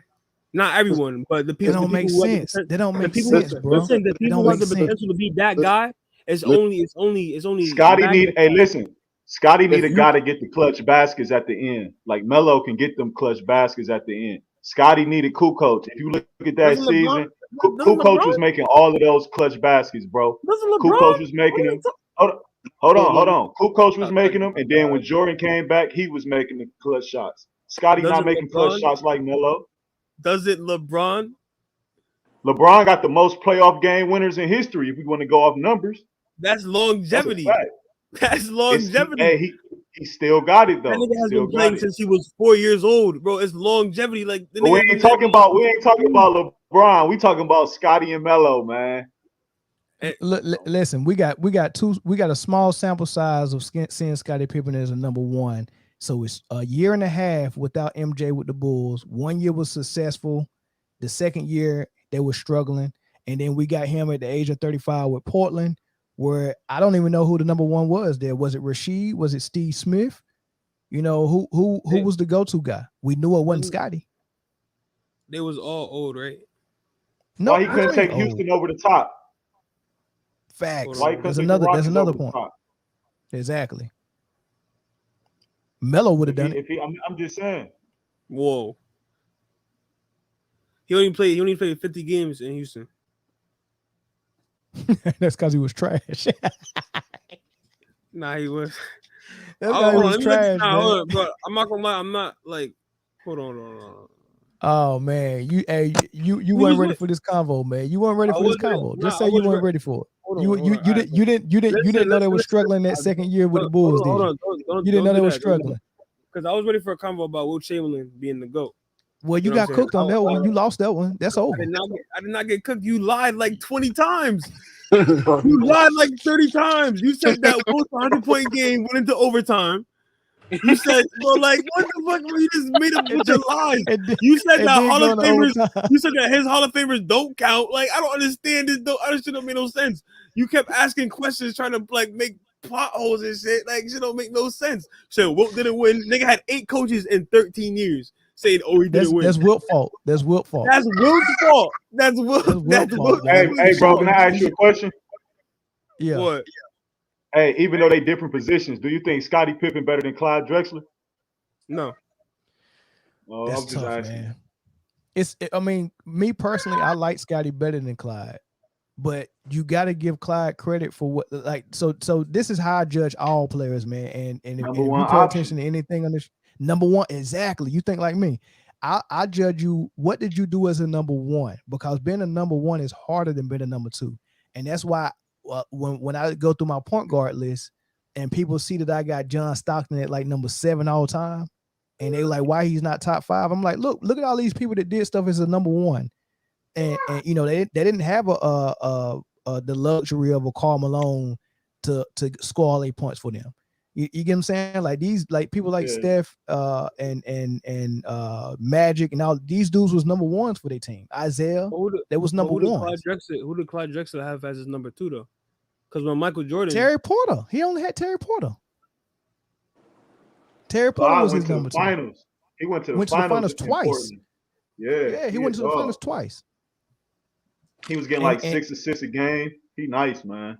Yeah, he was, and they thought he was on Jordan's level at one point. Jordan had to show everybody he wasn't, but you know what I mean? Yeah, Clyde like that. So I gotta put Clyde over Pippen. But personally, I like Pippen better than Clyde. Yeah.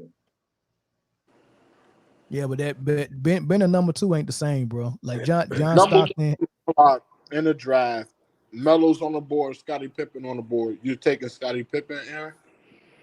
Hell no. Like intangibles, me personally, I favor, because I play organized sports. You know what I'm saying? I play organized basketball. I like the way Scottie plays more than Melo. That's just my opinion. I respect that. So it's safe to say, like it's safe to say it's just self what's it called? It's preference. Yeah, it's preference. In my opinion, let me ask you another question, Aaron. This gonna tell me everything I need to know, right? You got the number 2 pick in the draft. You the Detroit Pistons. Who you taking, Melo or Darko? This gonna tell me everything I need to know right here. I'm gonna say. See, he had to think about it. He had to think about it. I'm gonna say Melo. Wait, who? He had to think about it. Nah, I didn't even. Nah, my fault. I had a brain fart. You had to think about that, man. Bro, stop trying to discredit me, nigga. You've been saying nothing but lies, nigga. Dude, nothing but lies. That old ass head. You've been saying nothing but lies, nigga. The nigga trying to copy Michael Jordan. You're not him. You're not Michael. You're not MJ, yo. This nigga got the whole.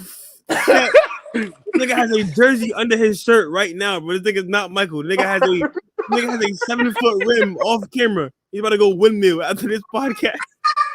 Hey, you just took Darko over Melo, man. Hey, slap yourself, man. No, I didn't. I said Melo. What the hell? No, you took too long, bro. That should have been Melo. I said Melo, bro. Bro. I didn't even know what you said. You should have asked. You should have asked, man. Nigga, yeah, you been getting cooked all night, though, man. Are you done, man? Into the league, bro. Just go your hair up, bro. You're not making it to the league. Just go your hair up, bro. Hey, hold on. What city you? I guarantee you, I'll cook you right now. I'm in New You're in New York. I can tell by the accent. I know how New York dudes play. You could not cook me, bro. I'll tell you. You don't think so? He supposed to show Melo some love. He from New York. That. Yeah. Melo love that. You know how he rebounded for y'all. Bro, yo, Melo's the dog, bro. Melo's a dog, bro. I'm just saying, like, from the game I play, how I play, yeah, I'll take Scottie. You know what I'm saying? I feel it. I feel it, though. I respect that. I respect it. Yeah. I feel what you're saying. Like all time, y'all put in Melo over Scottie?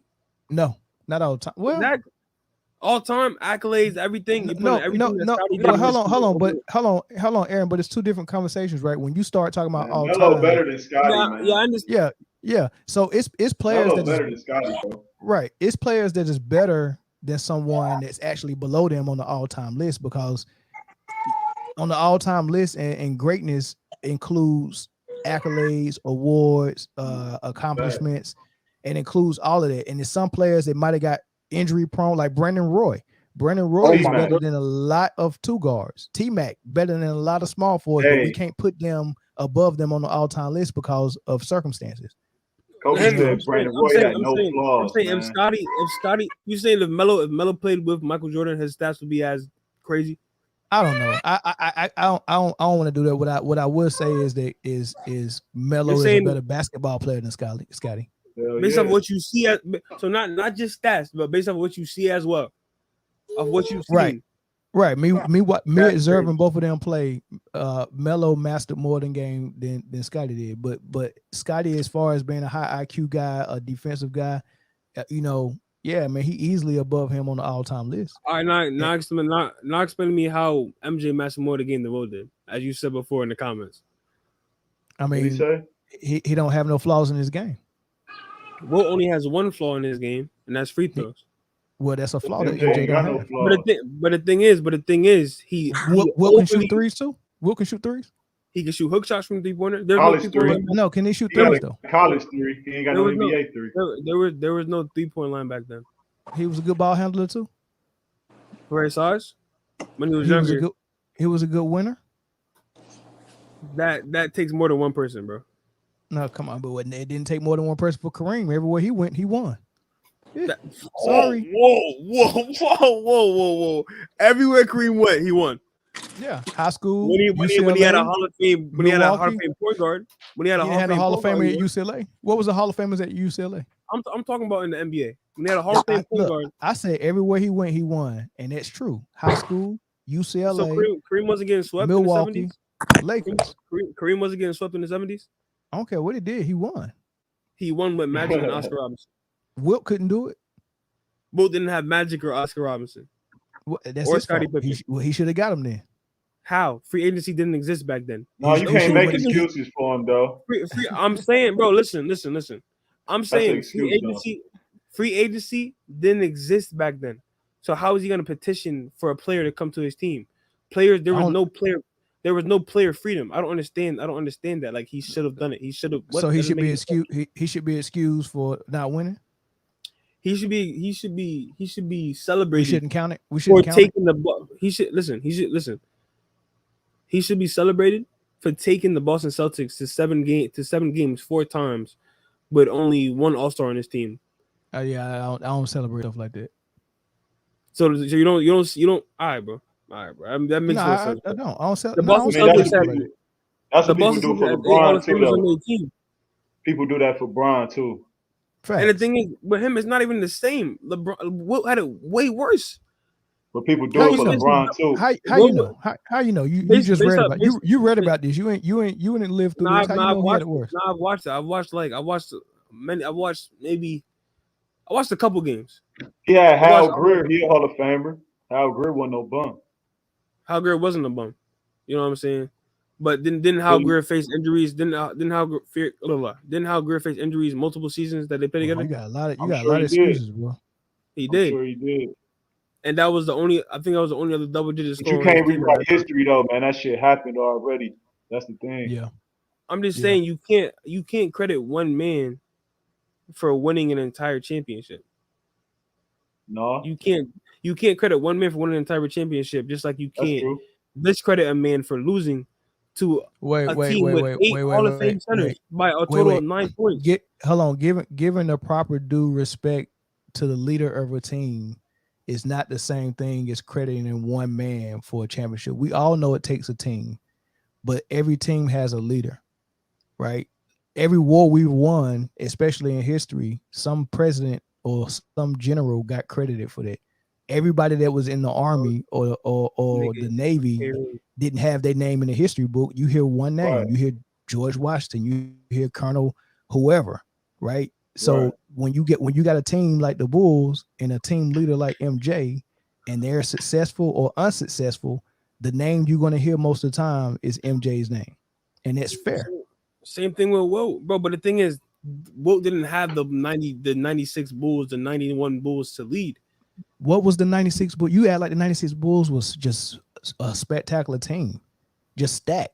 Like and you act like the 96 Bulls was the type of team he had every year. Let's talk about the first three-peat, where his center was Bill Cartwright, who was 2 minutes older than Dirk. Right? Let's talk about the young buck Horace Grant and Scottie Pippen. These dudes wasn't even proven. The year before, Scottie Pippen sat out of Game 7 for a headache. You get what I'm saying? John Paxson was a nobody. And who did Wilt have? Hal Greer. Who had Hal Greer? And a rookie Nate Thurman who was averaging 4 points a game. Bro, I'm literally doing the same thing you're doing. I'm doing you just said Nate. You just said Nate Thurman was like that about 30 minutes ago. But now you trying to discredit him. Come on, bro. But Al Greer, Hall of Famer, bro. Bro, listen. I said he is Hall of Famer. I understand that. I said Scottie was like that too. And then you said when he was a rookie, he was doing nothing. First of all, you said he had Jerry West and Elgin Baylor, man. So you can't forget. Whoa, bro. He had Jerry West when he was 35. He had Elgin Baylor for half a season. It don't matter, man. It don't matter. He had Elgin Baylor for half a season. He had Elgin Baylor for half a season. Well, my God, but you can't rewrite history, though, man. You can't rewrite a 100-point game. You can't rewrite. They was in the finals. Listen, they was in the finals against Bill Russell with Jerry West. So, and they man, Aaron, man, you well done right now, man. You finished? No, I'm not, bro. Bro, first, you have said nothing that. You well done, man. And I don't even like Cajun food. You have said that's not even funny. You have said nothing. you said nothing that, bro. This nigga's head is distracting me, nigga. Bro, put a hat on, nigga. Bro, this nigga, bro. I'm gonna let Chris come in here and cook you up, man. Bro, you think Wilt better than Hakeem? Hey, can you hear me? Yes, bro. I think Wilt was the greatest center of all time. Okay. Bro, I'm about to blow his mind, bro. Hey, can you hear me?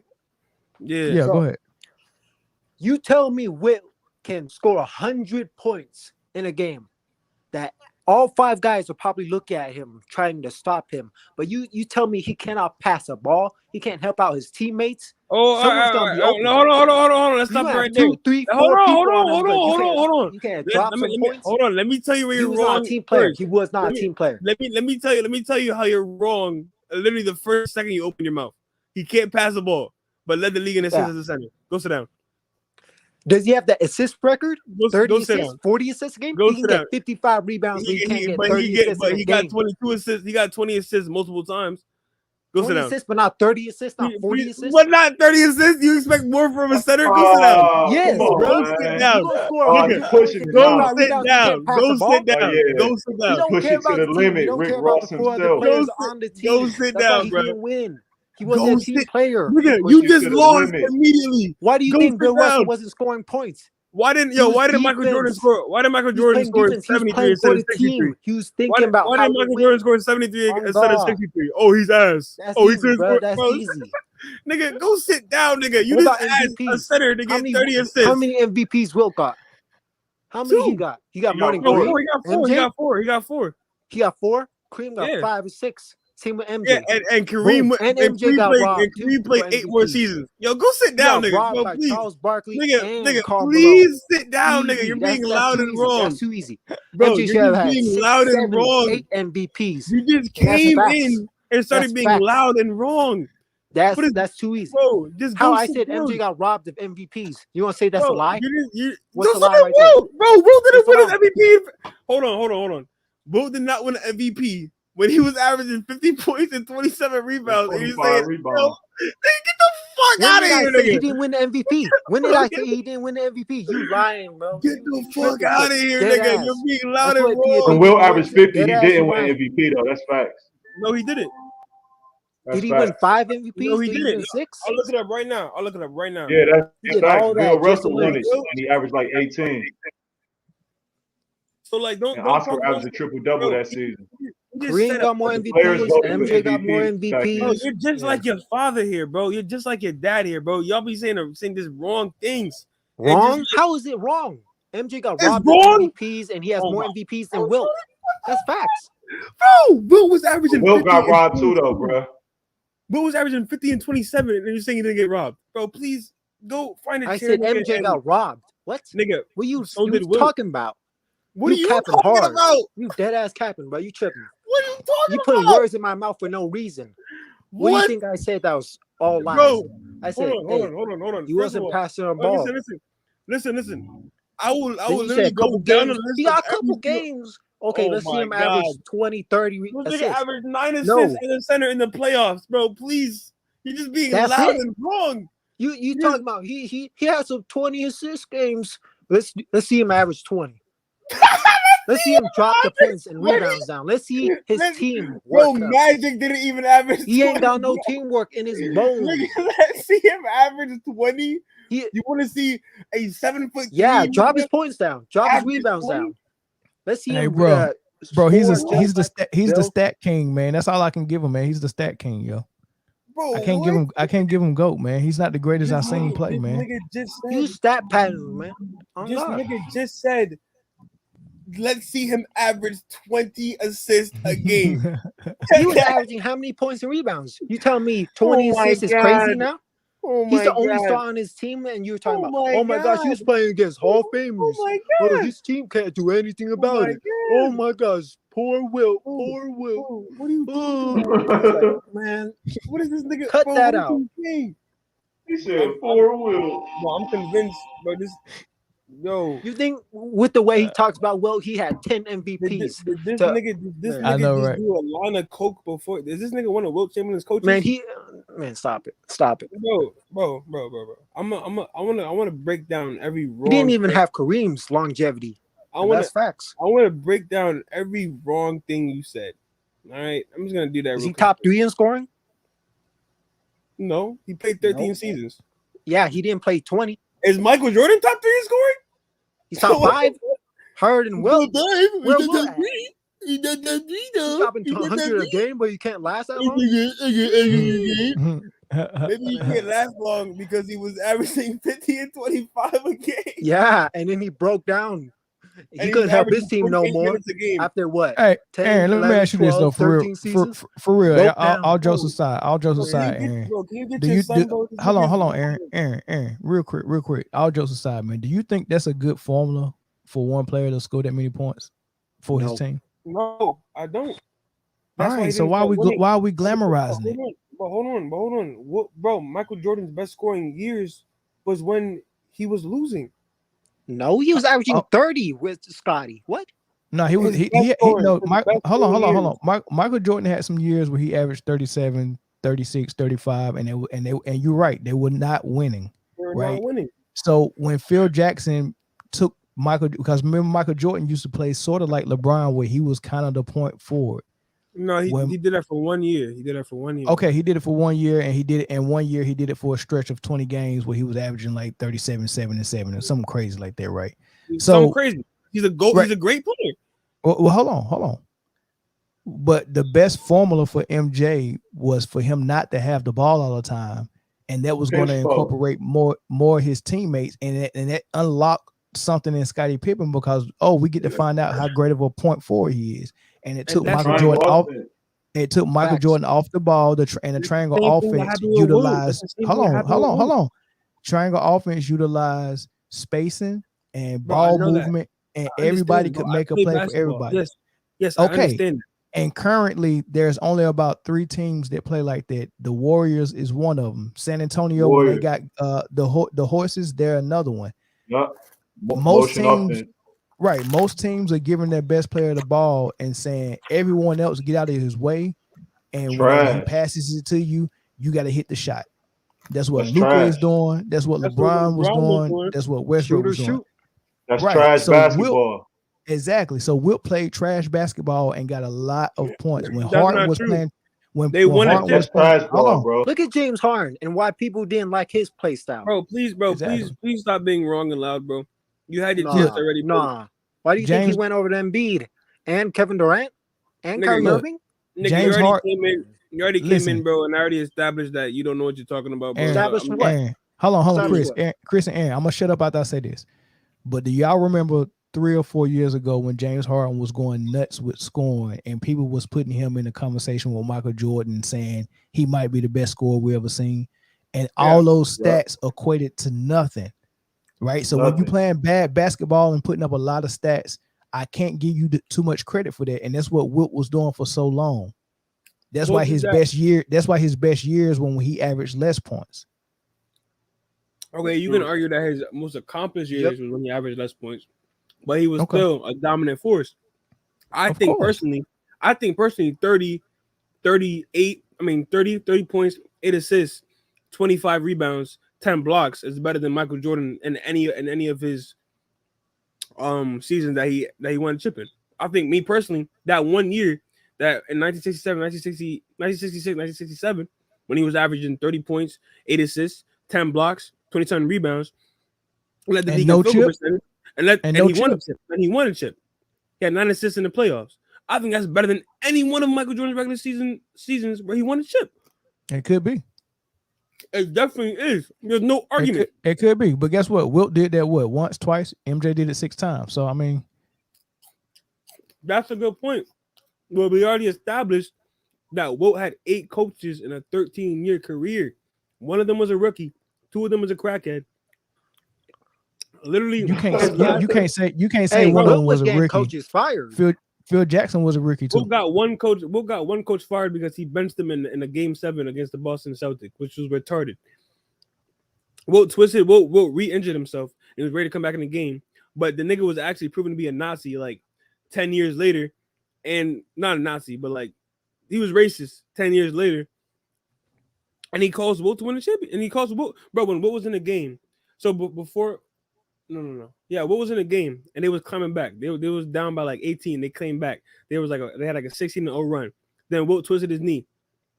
Took him out of the game. They was getting cooked. You know what I'm saying? Wilt tried to get back in the game. The racist ass nigga said, nah, we doing better without you. They lost, of course. 1969. No. 1973. They lost. You know what I'm saying? Yeah. So there's things that what you doing, Aaron, is you telling really good stories. But when we're talking about who the best basketball player is, I want to talk about basketball. I want to talk about how this player perfected the game. Like I want to talk about his footwork. How many levels did he score on?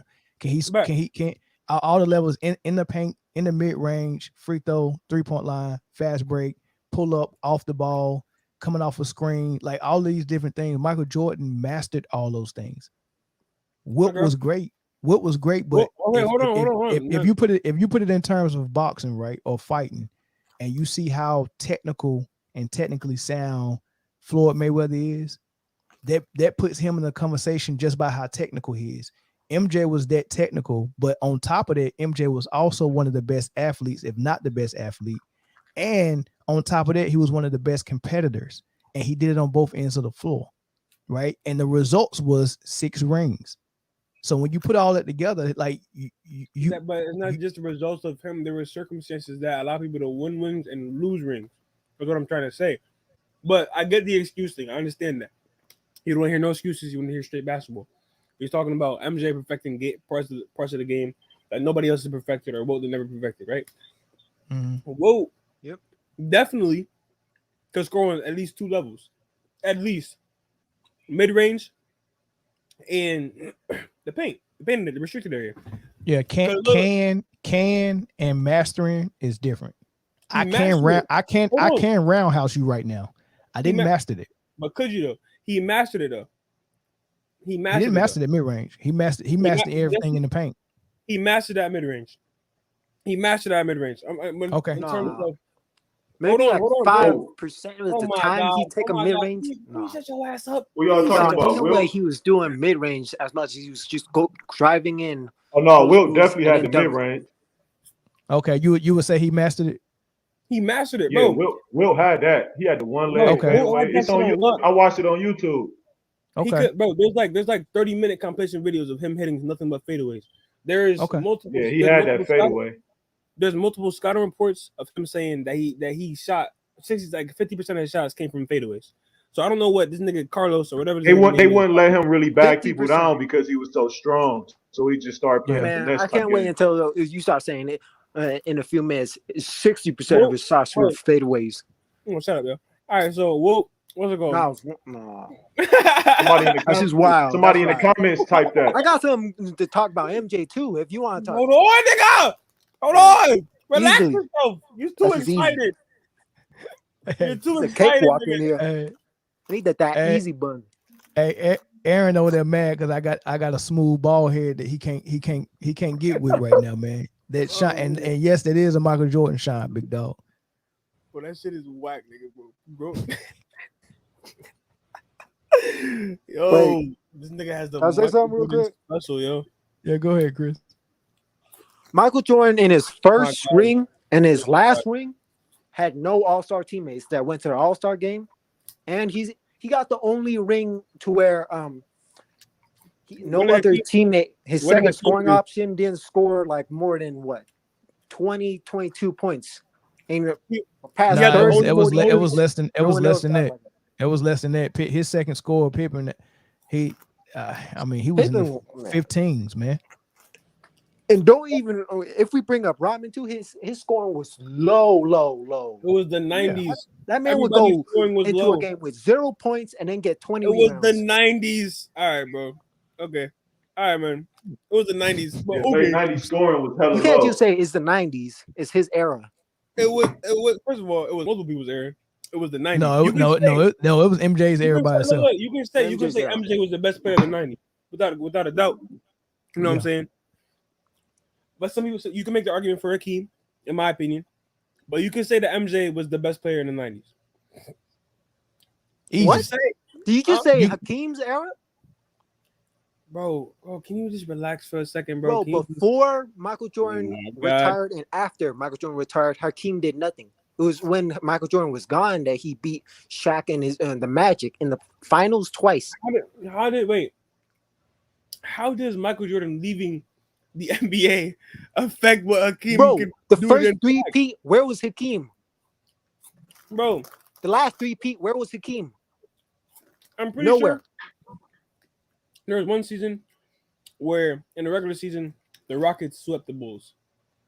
I think it's in multiple seasons, but the Rockets got a winning record against the Bulls for sure. Yeah, you gotta need them in the playoffs, in the finals to do something about that. Smash the Bulls. Nigga, hold on. There's a problem with like Michael Jordan fans that I've come across, bro. They throw shit out there and expect niggas not to challenge it. Like what? A lot of like that Wilt's 100-point game came in overtime, bro. I'm like that shit. He played 48 minutes. That ain't got nothing to do with Michael Jordan, man. Yeah, but it does though. Ain't nothing close to it. I ain't lying about Michael Jordan. Hey, Carlos, please. Carlos? Who the hell is Carlos? I forgot your name, bro. It's your name? Chris. All right, Andre. Chris. Or Antonio. What? Okay, hold on, Chris. I'll get to you in a second. Hold on, Antonio. Okay, Chris. But nah. Like when you denounce or when you degrade or like take away from other players just to put Michael Jordan that much higher or like just to elevate Michael Jordan, that's wrong, especially when you're lying. It's like if you're speaking, I don't do that. You can't elevate Michael Jordan. He's already the GOAT. Like, how far you go from there? Michael Jordan is top 3, top 5. I don't remember last time somebody brought up Wilt's name. Like, oh yeah, he's top 3. Yeah, he's over Kobe, over LeBron. Yeah, he's just up there. What? That's a terrible... you rare, bro. Come on, don't act like everybody been saying Wilt's just the greatest of all time like that. That's a terrible. No, that's a terrible way to assess. Look at everyone. Look at former NBA players and Hall of Famers. Oh, if you want to do that, Larry Bird said wants to go. Jerry West said wants to go. Dominique Wilkins said wants to go. Yeah, and 20 players called Michael Jordan to go. Elgin Baylor said wants to go. Bro. Search up the video. We can watch that video together too. And you see what you just did? You see what you just did? You threw up something. You didn't know what you were talking about, and you got. I said 20 Hall of Famers called Michael Jordan to go. NBA Hall of Famers. You want to watch the video? We can watch the video together, bro. Easy. It's on YouTube right now. I ain't capping, bro. You keep saying I'm a liar when I keep backing it up. If you're listen. If your entire assessment of a player's greatness, Hall of Famers. Oh, can you shut up, please? If your entire assessment of a player's greatness is is based off of what other people say about him. You robbed Larry Bird. What? I brought that up because you did, Aaron. You did. That You man were the robbed one that said that, bro. You know what I did. I brought it up because he brought it up. Like I said, if you want to bring up people mentioning people, which is dumb. Yeah, but then you came out and capped though, man. You said your first name you said said was Larry Bird, place. and Larry Bird is on record several times saying MJ is the best. And not called him God in disguise when he dropped he did call him God. points on the He Celtics. did call him God in sneakers. He did call him God. Look. When Larry Bird was asked who the greatest player of all time was, he said, "You can look at the record book and clearly see who the greatest player of all time," and that was him on Will Chamberlain. So I guess GOAT is one thing, and I guess God is above that, right? Because he called Michael God Jordan in God. disguise. Sheesh. How come Wilt don't got the playoff record for most points in a game then? Because he wasn't making the playoffs. Playing against them 12 teams in the league. Man, he's showing off in the regular season and in the playoffs. He didn't want to score no points. He made the playoffs every year. But all right. That nigga made.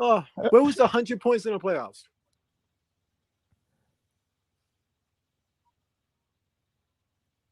Did he lead? No. Yeah, he did leave. His little internet connection done went out 2 times already. Usually when he get cooked, something go wrong with his phone, man. I think he go cry a little bit and then he come back in. Hey, Switch Life. Hey man, make sure you sub to the channel, man. Yeah, I'm tapped in with you. Yep.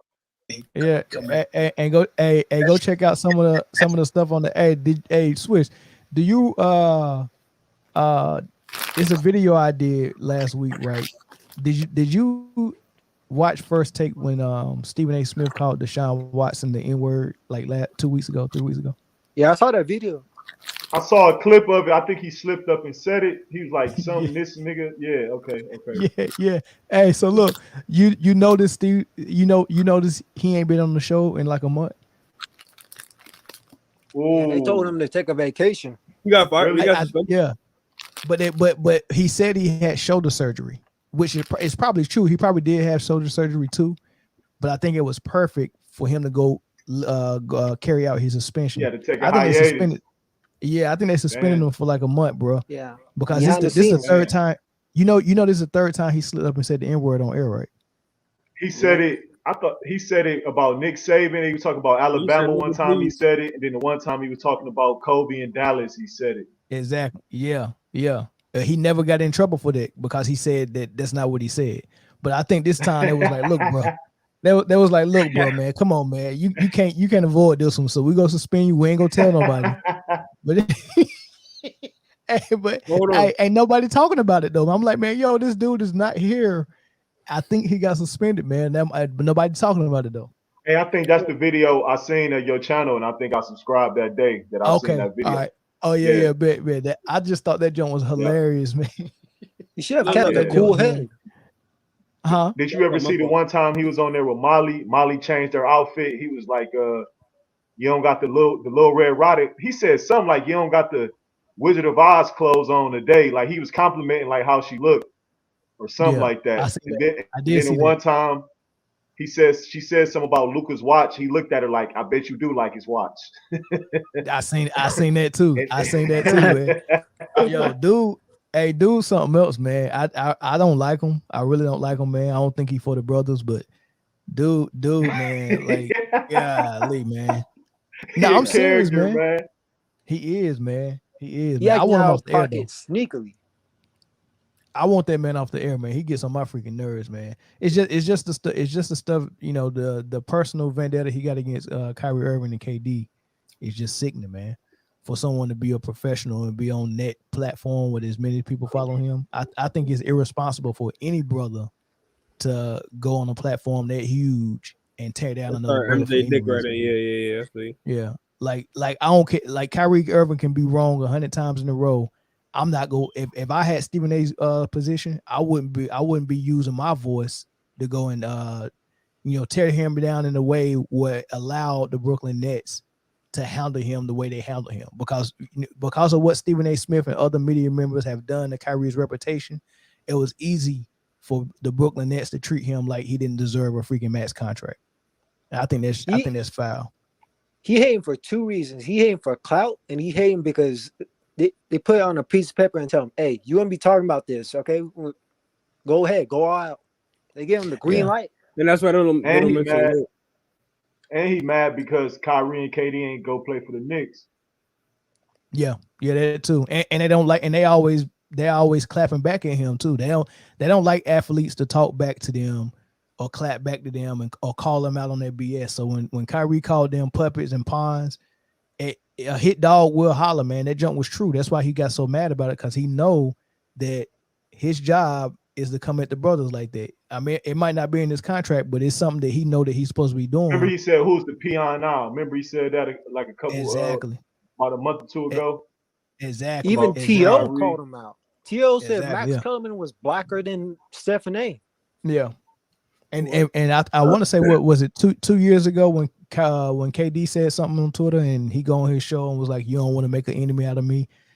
Wait, what do you, if y'all are enemies, what can you do? And now we're seeing what he did to cry Kyrie every day. Is the type of power he got. He can really turn everybody against you and have your reputation in the dumps, man. So, because all his media members go follow suit.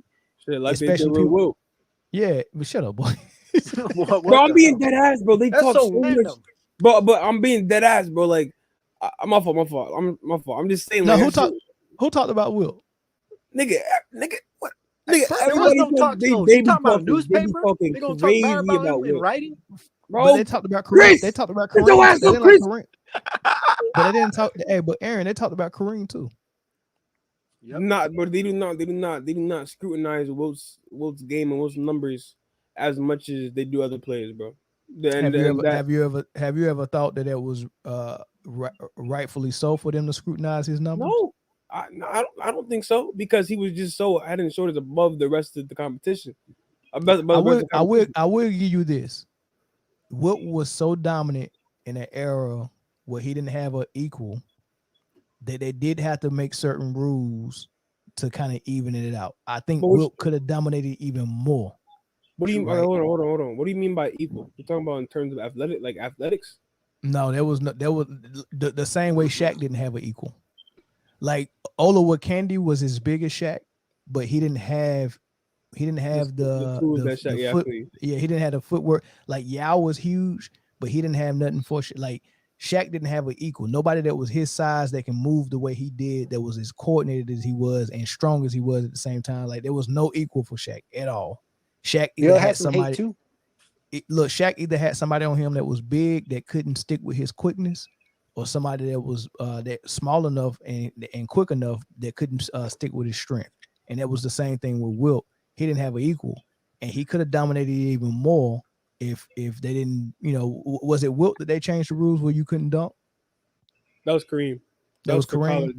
Okay. Yeah, they widened the lane for Wilt. They widened the free throw line in the lane. Right. Yeah. Wilt changed a bunch of rules. Like you couldn't throw the ball over the. Wilt used to catch. You couldn't look. They changed the rule that you couldn't dunk from the free throw line. Free throw. You couldn't change the rule that you couldn't. Like they used to throw the ball over the backboard so he could catch a lob and dunk it. Yeah. That became out of bounds. You couldn't do that. And they even put guide wires above it. Some no cap shit was free back then. No rules basically, or very few rules stopping anything. The rules were stricter back then. Shit would be crazy right now. The rules was raised, bro. If there was no goaltending, there was. There was you could dunk from the line. You're taking a free throw. Stop being wrong, please. Just stop being wrong. No, I'm saying if the rules were not changed, Wilt changed the rules because he was doing shit. No, bro. Wilt Chamberlain was before Wilt Chamberlain, bro. Just stop being wrong, bro. Please. Well, Al Michael of the Lakers in Minnesota, he changed it. George Michael. Yeah, George Michael.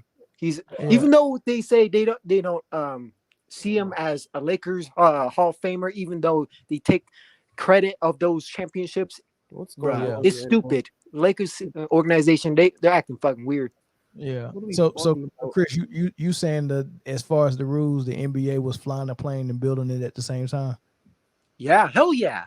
If you did the same shit he was doing right now, it would be crazy because nobody would be just taking free throws. They just lob it up, dunk it. That's not how he did it. He would run and jump. No, he used to stretch out and dunk the ball from the free throw line. Bro, like he didn't. Those are two different rules. Hold on, Chris. Real quick, Chris. Give me 1 second, all right, buddy. Just 1 second. But nah, like they changed a bunch. And first of all, like let me ask y'all a question. You think Shaq would be doing what Wilt was doing in the 60s? I have no clue. Maybe it'd be similar. I mean, because the kind of build that Wilt had, was more lean. It's kind of how Shaq was when he first got to Orlando. Shaq really blew up in LA, and then we see Shaq in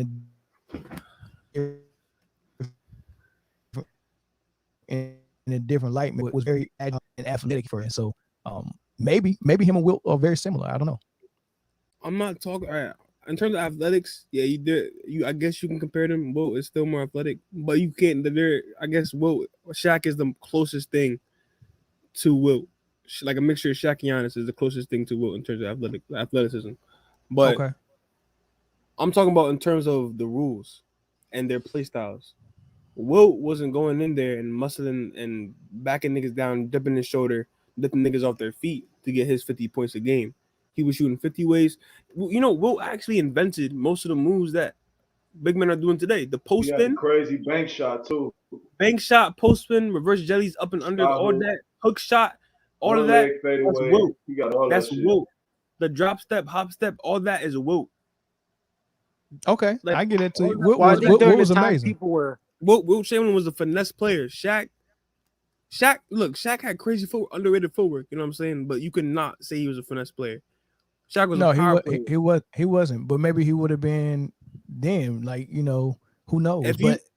But what I will say is no point even comparing Shaq and Wilt because it's not compared. I think Wilt is head and shoulders above Shaq. So why don't you think he's head and shoulder above MJ, bro? I don't understand that. Well, no, Shaq isn't close to MJ. What? Yeah. I mean, you're comparing two different things. I got about 4 centers ahead of Shaq, including Hakeem. I got Kareem, Wilt, and Hakeem ahead of Shaq. Where you got Bill at? Number 5? Bill who? Whoa. Russell? Whoa. Probably. Whoa, no, probably 5. Probably. Remember what I said earlier, because I never really call him Bill. I always call him Russell. But remember what I said earlier when out of respect for Russ, I wouldn't put Shaq ahead of him just out of respect for him. So if I made an official list that I was advertising to everybody, Bill Russell, it'd be Kareem, Wilt, then Bill Russell at 3, then I go Hakeem and Shaq. But honestly, I'm putting Hakeem over Bill Russell. To be honest with you. David Robinson better than Bill Russell. That's cap. I guess post move wise. That's cap. You have to put the team on his back. David Robinson not better than Bill Russell? No, he's not. He's not a better basketball player. He's not a better player than Bill Russell. Hold on, I'm about to ask you a question. If you was in the league, right, and there was no 3-point line, and everybody, right, there were perimeter scorers, there were perimeter shooters back then. We can cast? All right, bet that. Are we serious? Bro, Bill Russell he scored 73 points, man. Yeah, I'm not saying. Look, David Robinson is a clearly better scorer than Bill Russell. You know what I'm saying? No, he's better. He's better. Period. He's not better. He better. He dribble better. He more. Look at this, man. Hold on. I'm gonna show you. Can I share real quick? He shoot free throws better. Look at this. How do I do that? He looked like Giannis out there, don't he? He looked like Bill Russell. Bill Russell was the prototype, bro. I'm telling y'all, bro. Bill Russell used to run the floor. I ain't gonna cap on him. He did. He was. Bro, look up. Hold on. Look up Bill Russell. Damn. First of all, this dude won MVP. This dude was a monster, man. I understand that. Defensive player of the year. David Robinson was cold. He was cold. You know what I'm saying? David Robinson was that guy. Yeah, we got to start giving David more credit, man. Yeah. Look at the jump shot. Yeah, he David even dropped 70 despite He scored 70 balls. They get that scoring title on him. But the thing is that like it's not just about scoring. So how can you tell me he not better than Bill Russell? Hold man? up, wait a minute. David Robinson had a quadruple double. Bro, of course he can block. Of course he can rebound. What are you talking about? And score. Oh my God, bro! You shut your ass up. Shut your ass up. Quadruple double, nigga. That's a big stat. I understand that, but also 10 blocks a game is a big stat. 25 rebounds a game is a big stat. Like being the second. Man, you talking about numbers? I'm talking about actual game. He got the most blocks in history. Actual game. That's hard to compare because the rules was way different. You said it yourself. Nah. So you didn't have to keep your hand on top of the ball in the 60s? Nah, he not carrying the ball. Look at this, man. He's not. Look. In R. Go rewind when he was running that fast break. Rewind when he's running that. Look. Oh, hold on. Does Bill Russell have a jump shot like David Robinson? Hell no. Can he shoot free throws like David Robinson? Hell no. Listen. All right then. That don't got nothing to do with the rules right there. Hold on. I never said that Bill Russell was a more polished scorer than David Robinson. But to say that Bill Russell's probably the smartest player to ever play in the game. Man, that's I don't know how to measure that. I can just measure it. Listen, Bill Russell, player and defensively. Hold on, Chris. Bill Russell was credited. No, Bill Russell actually memorized every single play, even though it was a 12-team league. Every single play for every single position for his team and every other team. He ain't the only person that did that. You gotta stop. You gotta stop telling these tall tales and just get down to the basketball. You can't measure that. He acted like nobody does that. All right, okay. Like it's impossible. Like you telling the Paul Bunyan story, man. Just get to the basketball, man. I'm just a fairy tale over here. We know Paul Bunyan had a big axe and chopped down a tree. David Robinson better than Bill Russell, dog.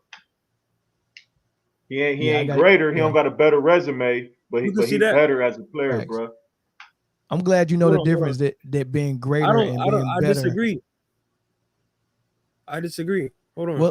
But hold on. Like Hakeem is better than Shaq. Hakeem is better than Shaq for sure. Hakeem is better than Shaq. Shaq's resume might be a little better, maybe because he got the chips in the finals MVP. Can y'all see this? See what? I'm casting something real quick. Can y'all see that? Man, you ain't casting nothing. Listen, you think you casting? You trying to do something from your phone? David Robinson is a problem, man. Yeah. Bill Russell is good, but he's not better than David Robinson as a player, man. And it's the thing, Aaron. You just got finished building your case for Wilt and building a case against Bill Russell because he had so much help with that stacked Celtics team, and then you about to come back and try to act like you didn't just tear Russell down. I didn't tear Russell. I did not tear Russell down. Yes, you did. No, I didn't. You just said he had all the Hall of Famers. He did, but the thing he said it was easy, basically. No, I didn't, bro. Chris, were you even here? Yeah, I was, bro. What do you mean when you bring up Hall of Famer teammates, bro? I'm convinced. You're gonna be like, oh yeah, Chris, of course you could have won so much. Chris, exactly, bro. This nigga, bro. That's just a fact. See? I'm not gonna say that, bro. Obviously, Bill Russell contributed to them being inducted into the Hall of Fame. I'm just saying I'm saying if you look at the box scores, the talent around him they had more depth. Bro, this dude David Robinson played in the best era of centers, man. He won MVP. I disagree. He won Defensive Player of the Year. Listen, in my opinion, from 92 to 96, that's like the best era of centers. Yeah. And in that era, he averaged 23, 29. 30. 27 and 25. The paint was clogged up. Hold on, bro. But you can do the same thing for Bill Russell's rebounds. That's all I'm trying to you can't just say, oh, look. You can't just say, oh, this dude has 25 points. This dude has 14 points. They played a fast ass pace. That's why he had 30 rebounds. I could do the same thing with Bill Russell's rebound numbers. You know what I'm saying? Even if you played a fast ass pace. He's not gonna it's not like he's gonna be there every single time they're on the other side of the floor grabbing the rebound. He's not running you know what I'm saying? You can watch the games. First of all, that's an entire different conversation. You know what I'm saying? You have to actually sit down and watch the games and see how they. So you don't think that's the best era of centers from about 92 to 96, 97? It's definitely not the densest. It's definitely not the densest era of centers. It's definitely not the era of centers where there's only 12 teams and 80% of them are Hall of Famers. That's all I'm trying to say. Just because it's only 12 teams don't mean it's dense. That's extremely dense. If you're playing, more teams means more Hall of Famers, especially at the center position. Because there's gonna be more chances of players stepping up, playing better and better. Team gets better, evolves. That doesn't make any sense. You're wrong. Doesn't make any sense. More teams, more Hall of Famers. First of all, that makes no sense. Listen, that's not the point I'm trying to make. That's not the point I'm trying to make. The fact is, Bill Russell was playing against a Hall of Famer every 2-3 games. So you saying that era of big man was better than that era in the 90s? I'm saying that when Bill Russell played. I'm saying that when Wilt retired, there was only one Hall of Fame center that he didn't play against, and that was Bill Walton. No, we talking about Bill Russell. Yeah. I'm saying when Bill Russell retired, there's only one Hall of Fame center there's only two Hall of Fame centers that Bill Russell didn't play against, and that was Bill Walton and Kareem Abdul-Jabbar. Bill Russell had 2 Hall of Fame centers on his squad. Who? Well, Casey Jones. Would he play power forward or center? He was a 6'9" power forward. Okay, and Paul Silas. Paul Silas was what? Power forward or center? Wait, no. Casey Jones was a guard. What am I talking about? Casey Jones was a guard. That's the coach. Yeah, I'm speaking. Casey Jones was a guard, and Paul Silas. He was a power forward, and he was 6'6", 6'7", barefoot. Still power forward, right? Yeah, he was nigga. The only reason I'm not gonna lie, that's not a name that I would like credit. That's not even one of the no. I'm doing what you're doing. You count on Hall of Famers, and wait, you want to count Hall of Famers, and okay. I got a point against the 12 teams. No, hold on, Chris. I got a point against that. Hold on, Chris. No, Chris. I'm trying to address. Just wait. I'm trying to address one point at a time, bro. Right. First of all, that's not even Paul Silas is not even the name that I mentioned in the Hall of Fame centers that Wilt played against. Even though what you said? He made Hall of Fame though. Yeah, so did Vlade Divac. The name that you brought. Oh, you know wow. Oh wow. Yeah, it came full circle. Remember that? Yeah. Good job, man. Good job. So did Vlade Divac. But hold on. You lost your point, man. No, I didn't. I didn't. It's just this thing is like lagging. Look, the point. Hold on, wait. I'm not done. So the point I'm trying to make is, right? Bill Russell and Wilt Chamberlain played against the largest center of highest density of Hall of Fame center talent. In an 8 to 12 team league, there was a hold on, let me count. There's 1, 2, 3, 4, 5, 6, 7, 8, 9, 10, 11 centers in a range from 8 to 12 in a range from 8 to 12 teams from about 15 years played in the league, or they played against. In about 15 or 16 years they played against 11 centers. You know what I'm saying? At a certain point, Wilt was playing Bill Russell 14 times a season, and then against Nate Thurman 11 times a season, and then Walt Bellamy in the same season 13 times a season. All Hall of Famers. One of them was credited by Kareem himself as the hardest player defensively he's ever played against, which is true because he held Kareem to like 31% in a playoff series. And you know what? Wilt Chamberlain dropped 45 on him, shooting 60-something%. Like, so I'm saying, like, it's just like Hakeem probably better than all of them. Yeah, Hakeem definitely. Hakeem top 3. He is. Hakeem top 3, better. Bro, but Hakeem, bro. Listen. Is Dikembe Mutombo in the Hall of Fame? Yeah. But he top 3 in blocks. I understand that, and you would bring him up when mentioning how good the centers were back then, right? You wouldn't leave him out, right? Just because Hakeem, Mutombo. If you replace Bill Russell with Mutombo, they still get them rings. That's not true at all. But Russell not. Mutombo wasn't good at scoring, but he was really good at blocking. Even he himself said, "I got." Bill Russell wasn't good at scoring blocking shots. But listen, y'all acting like scoring is the name of the game. Can y'all hold on real quick? It is. It is. You talk about scoring. Scoring is the name of the game. Look. That's not true. That's not true because scoring is the name of the game. Hold on. It's 3v1. I'm trying to make a point. Hello, Aaron. The team with the most points at the end of the game wins 100% of the Yeah, time. what you talking about, man? Exactly. But hold on. Then tell me how Bill Russell's teams were never ranked in the top 3 in offense, but the first in defense, and when they won the championship, and they're the only team to do that. That's an anomaly. That's not every team to ever win. That's only his team. Exactly. That's what I'm saying. How many champions is it? How many champions? Wait. I'm calling defense goes over the offense. Hold on, because John Havlicek and all them dudes he had 3 dudes averaging over 20 points a game. Bro, you can look it up. I think there's 1 or 2 chips there. It's 3. He had 3 dudes averaging over 20 points a game. You can look it up. You can look it up, bro. You can look it up. But address that. If Bill wasn't scoring, someone was scoring. Bro, y'all all saying shit at the same time. I'm trying to adjust 1 point at a time. Just hold on. I'm gonna shut up, man. Chris. I'm gonna quiet. Damn, nigga. You're making me mad, nigga. Like, shit. Nigga, Chris. It ain't nothing to defend, man. Bro, hold on, bro. It's just this nigga Chris. I'm not gonna lie, bro. The nigga gave me mad, nigga. Oh man. But hold on. So, right.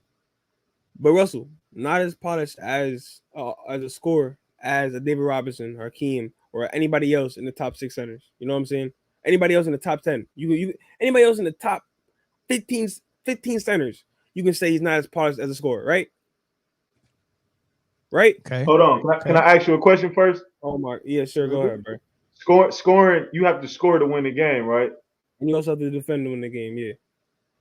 So you got to score to win it. You can't block the ball in the hoop, bro. You can't steal the ball in the hoop. You got to shoot the ball, bro.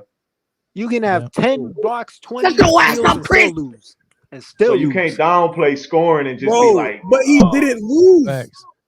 And but his defense moves over the offense. Bro, shut up, Chris. You can't downplay his rebounding and his defensive impact either, and the fact that he guarded and played 1 through 5. That's all I'm trying. Like that's all I'm saying. Like David Robinson, right? If he was playing in today's league, he'd be honest. Man, if David Robinson played in the 60s, man, do you know, man, dude?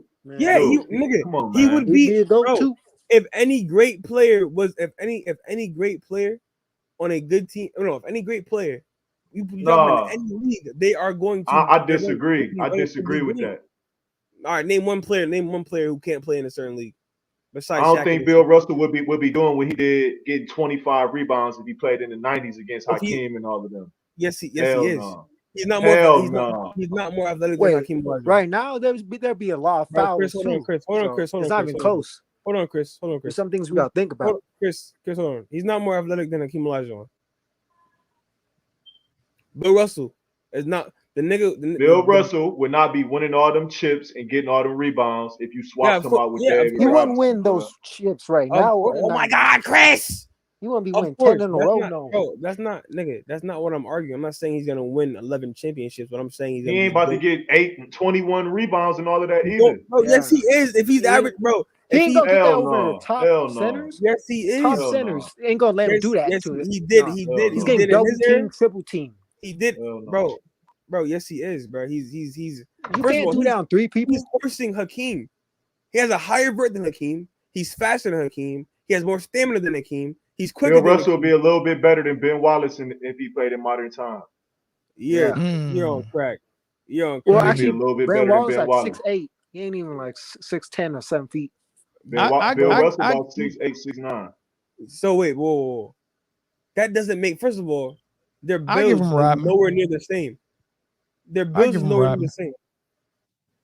But Bill Russell, if he was playing in today's league, and that ain't disrespect though. But I mean, Ben Wallace is a legend. That's crazy disrespect. Ben Wallace is not top 50 all time. Yeah, Bill Russell shot like 44%, and I know they counted tip-ins as shots, but he wasn't no scorer, bro.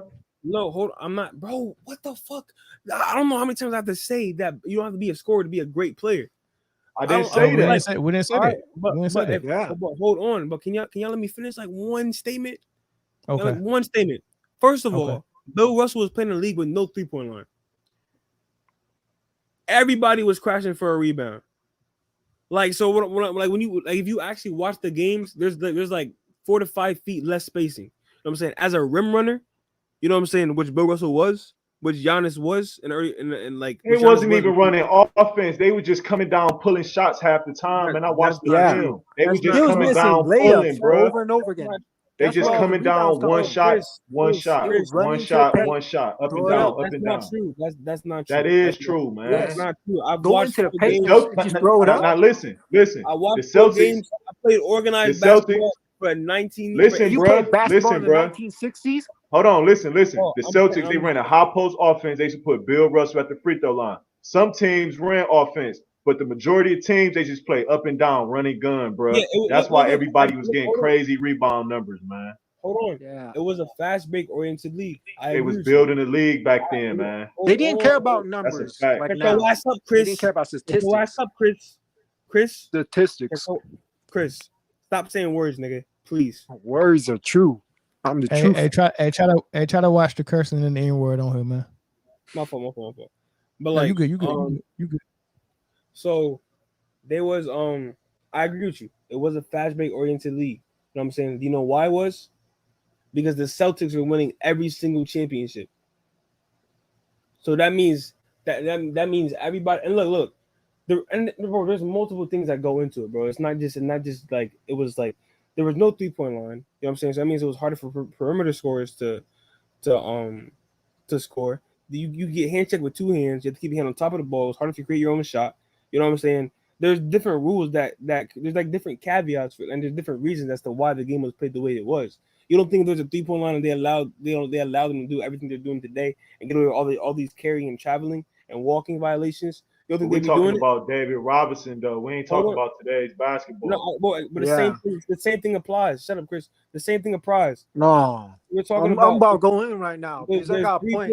There's three. Need the floor real quick. Stage. There's a 3-point line. The handling calls, the handling violations were a lot less lenient. Back then, it was easier to defend and harder to score, in my opinion. You could not play like Shaq. No one could play like Shaq. I've seen Wilt going away from the basket. I've seen Wilt going away from the basket and getting called on an offensive foul. That doesn't make any sense. I've seen Wilt going away from the basket and getting called on the charge. That makes no sense. It was hard to score. I'm saying though, so what's the point you're making about Bill Russell? There was no 3-point line. The paint was crowded. Even though there was perimeter scoring, everybody was crashing the boards. So that means paint was crowded in the 80s and the 90s too. Yeah. Not as much as the 60s, bro. You can go back and look at the games. All right. Look at what Wilt was doing. Maybe not. All right. Okay. People were biting and hanging on to Wilt Chamberlain's arms. Bill Russell got I think there was one where he dislocated his shoulder off, like because Can Bill Russell guard 2001 Shaq? I think he can guard him as best as anybody else could. I think Bill Russell. So that means he gonna get 40 then. No, I think he getting 38, 40. Hold on. He getting 38, 16. I think Bill Russell will have to play 68 is crazy. I think Bill Russell would have to play the long game on Shaq, make him run, because Bill Russell's not getting out of the game. You acting like Bill Russell didn't have any main stamina and speed. Bill Russell falling. Bill Russell was faster than Shaq. So was everybody else, bro. Bill Russell was faster than Shaq. This the thing about Shaq. Bill Russell had a higher vertical than Shaq. Bill Russell was a smarter player than Shaq. Bill Russell, you can make the argument, besides strength, that he was better in every athletic category. Besides strength. I think if Rodman can do a good job on Shaq, I'm pretty sure Russell can too. Exactly. Bill Russell. In the paint, I'd say Shaq was quicker. That short speed is boom, just go up. Shaq was quicker than Bill Russell. That strength goes into the speed when he's in the paint, when he's moving. Shaq was quicker than Bill Russell. I don't think so. So it's three phases of Shaq. It's Shaq in Orlando when he was under 300 pounds, when he was a dominant force, but he was, he was agile as well and didn't really have a. Yeah, but he didn't really have a. Those are the years where Hakeem embarrassed him. He didn't have anything for Hakeem, right? He couldn't score on Hakeem. He couldn't stop Hakeem. It was just That's bad. why I had Shaq, picked 01 Shaq. And that's because Shaq's dominance relied mostly on his size, his power. Well, he didn't have but one or two post moves in Orlando. But when he got into LA and he started putting on that weight, he was unstoppable. So you got an era because he was fouling people, bro. He couldn't do that in the 60s. Yeah, I'm with you. I'm with you on that. Yeah. I agree. I mean, the league wanted LA to win. We already know that. We seen how many times they cheated the Kings and the Blazers. It was ridiculous. But that's why we know they wanted to win. If you swap them out, if you swap Bill Russell in this era, you know what I'm saying? He guard Shaq in 01. He ain't doing nothing with him, man. Yeah. If if you drop Bill Russell directly, you know what I'm saying, behind Shaq. Bill Russell even talked about this. You know what I'm saying? If you drop Bill Russell directly from the 60s in like against 01 Shaq, you know what I'm saying? It would be a shock. You know what I'm saying? Bill Russell would be like, yo, how the heck is this dude fouling me every possession and there's no call? You know what I'm saying? Over the course of 7 games, though, I'm taking Bill Russell. Bill Russell has never lost a game. You taking Bill Russell against Orlando Shaq. Like he said, Russell. 01 Shaq ain't nobody had nothing for him. Bill Russell. I don't even think Hakeem would have been able to guard Shaq in 01. Hakeem said he couldn't guard 01 Shaq. I seen it on YouTube. Bro, 01 Shaq averaged 38 points and like 10 rebounds, 12 rebounds. It was crazy. He won that finals with ease. What was the year that he matched up against Dennis and the Well, first of all, who did Shaq play in 01? Who did Shaq play in the finals in 01? Well, he had. I mean, all the talent was in the West. So when you get to the finals, it wasn't. It was Rick Smith's the first year. Exactly, it was Rick Smith. No. But he still had to go through the West though. Yeah. Who do you play in the playoffs here? He still had to get through Big Ostertag and beat Sabonis and Big Sabonis. Yeah, so Ostertag, Karl Malone, Kevin Garnett, Antoine Carr. Yeah, he had to do all that in the West. None of these players, besides Karl Malone and KG, are on the level of any of the players that I mentioned that Wilt faced. So Sabonis is. True. No. Rasheed Wallace and Rasheed Wallace. Rasheed and then David Robinson and Tim Duncan. Rasheed Wallace was tough, but he was David Robinson and Tim Duncan. Oh yeah. Yeah, in his prime, Tim Duncan couldn't guard Shaq. I'm talking about 01. I'm talking about 01. He had to go through San Antonio. Yeah, San Antonio with the Hall of Famers and Greg Popovich, who got the most wins as a coach now. And then your favorite guy, Aaron, Vlade Divac and Chris Webber. Yeah. The Kings when they were good, bro. All I'm saying, bro. But Russell went up against Hall of Famers and then some, bro. Even though he had 8 Hall of Famers at the center position, he played, I think, the 3rd most games against Hall of Fame talent. All that was watered down, man. That dude had 8 Hall of Famers. His whole team made the Hall of Fame. That's because the whole starting lineup, some bench players too. They made that. And the coach. Oh my God, crazy. bro. He got 5, 6, 8 rings. Regardless. You're a pioneer. I respect Bill Russell though. Hold on. Regardless, Bill Russell. Look, bro. Let me get. All right. Forget the name. Let me give you a player breakdown. Ready? Okay. Ready? I'm gonna give you a player breakdown. All right. We got the first pick in the draft. He only averages 15 points, 25 rebounds though, 10 blocks, 2 to 3 steals. He can play 1 through 5. He can run the break. He can facilitate. He can guard 1 through 5. Now he's ass. I need him to guard one position and play one position. We got to stop saying 1 through 5 like that means something. He's a center. What do you mean? He's a center. He's a lockdown in all 5 positions. I've seen him lock down Elgin Baylor. I've seen him block Jerry West 5 times on the perimeter. He switched off on Jerry West, stole the ball from Oscar Rock. Like he switched off on Jerry West, stole the ball from him 1 time, and then proceeded to block him 5 times. This is a 6'11" man with a 7'5" wingspan who has a 47-inch vertical. He can grab onto the backboard. You like him, right? Yeah. You know what I'm saying? Oh, but he doesn't have a jump shot. He can't shoot a free throw. You're still taking that's a number 1 pick right there, regardless. That's a number one pick. That's a number 1 pick. I'm looking. Is there anything else that's better? David Robinson can do the same thing. Is this all time? David Robinson is not snagging 25 rebounds a game, bro. Because he don't play in the 60s. Bro. Because he don't play in the 60s, man. That's why, man. The 60s had the crazy record. What up, Chris? Records were close. Man. I just explained to you the way the game was played, though.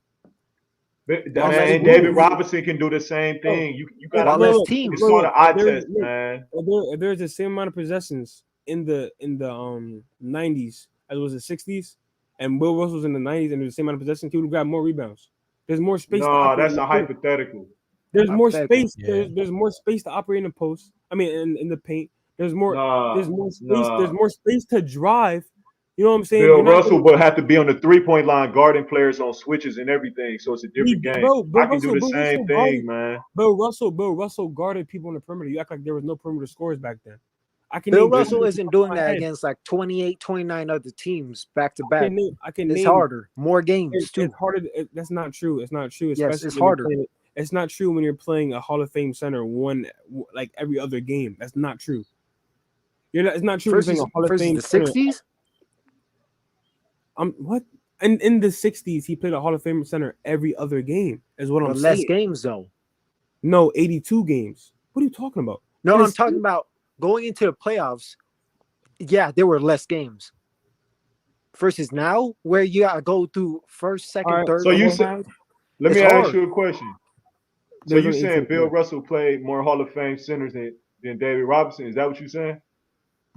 He played more games against Hall of Fame centers. That's for certain. More games. Definitely more games. What does that mean? And that means that he played less games against scrubs. Against quote scrubs. They all in the NBA. How they scrub? So if you're not a Hall of Famer, you a scrub. Hold on. Not scrubs, but like relatively non-Hall of Famers is what I meant to say. He played less games against non-Hall of Famers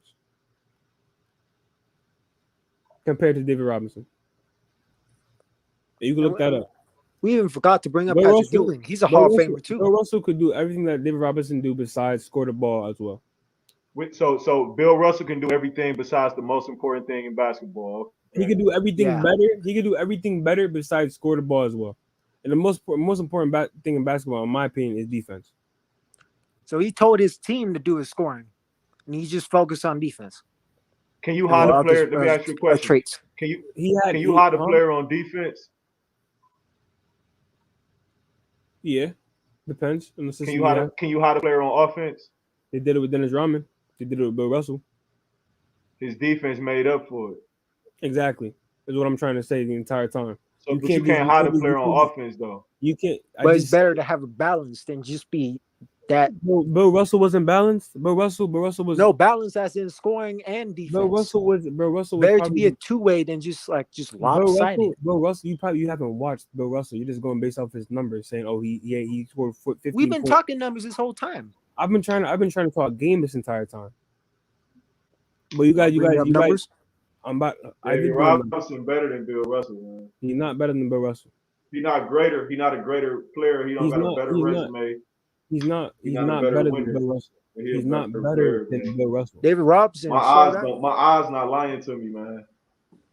So you're saying Bill Russell couldn't take the players off the drive like David Robinson? David Robinson scored 70 points, man. Hey, I'm asking you a question. Do you know Bill Russell's career high? Probably 40 something, 39. I think 48.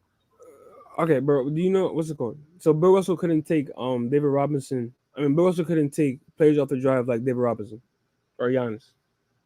David Robinson just better. I'm just asking the question, bro. David Robinson really better than Giannis if you want to be technical. Bro, imagine if the 2000 Spurs were in the 90s with David Robinson. Bro, shit would be easy. I'm asking this dude a question, bro. That is. Could Bill Russell take players off the dribble like David Robinson? Not as good, no. Not as good? What do you mean not as good? He was faster than David Robinson. Well, yeah, you can be faster, but you still gotta put it together though. Bro, because Bill Russell didn't do a handle, he would do like a one dribble sweep through. Like David Robinson had like a little handle that was different. And you can't just say because they couldn't dribble the ball. Were they even doing crossovers in the 60s?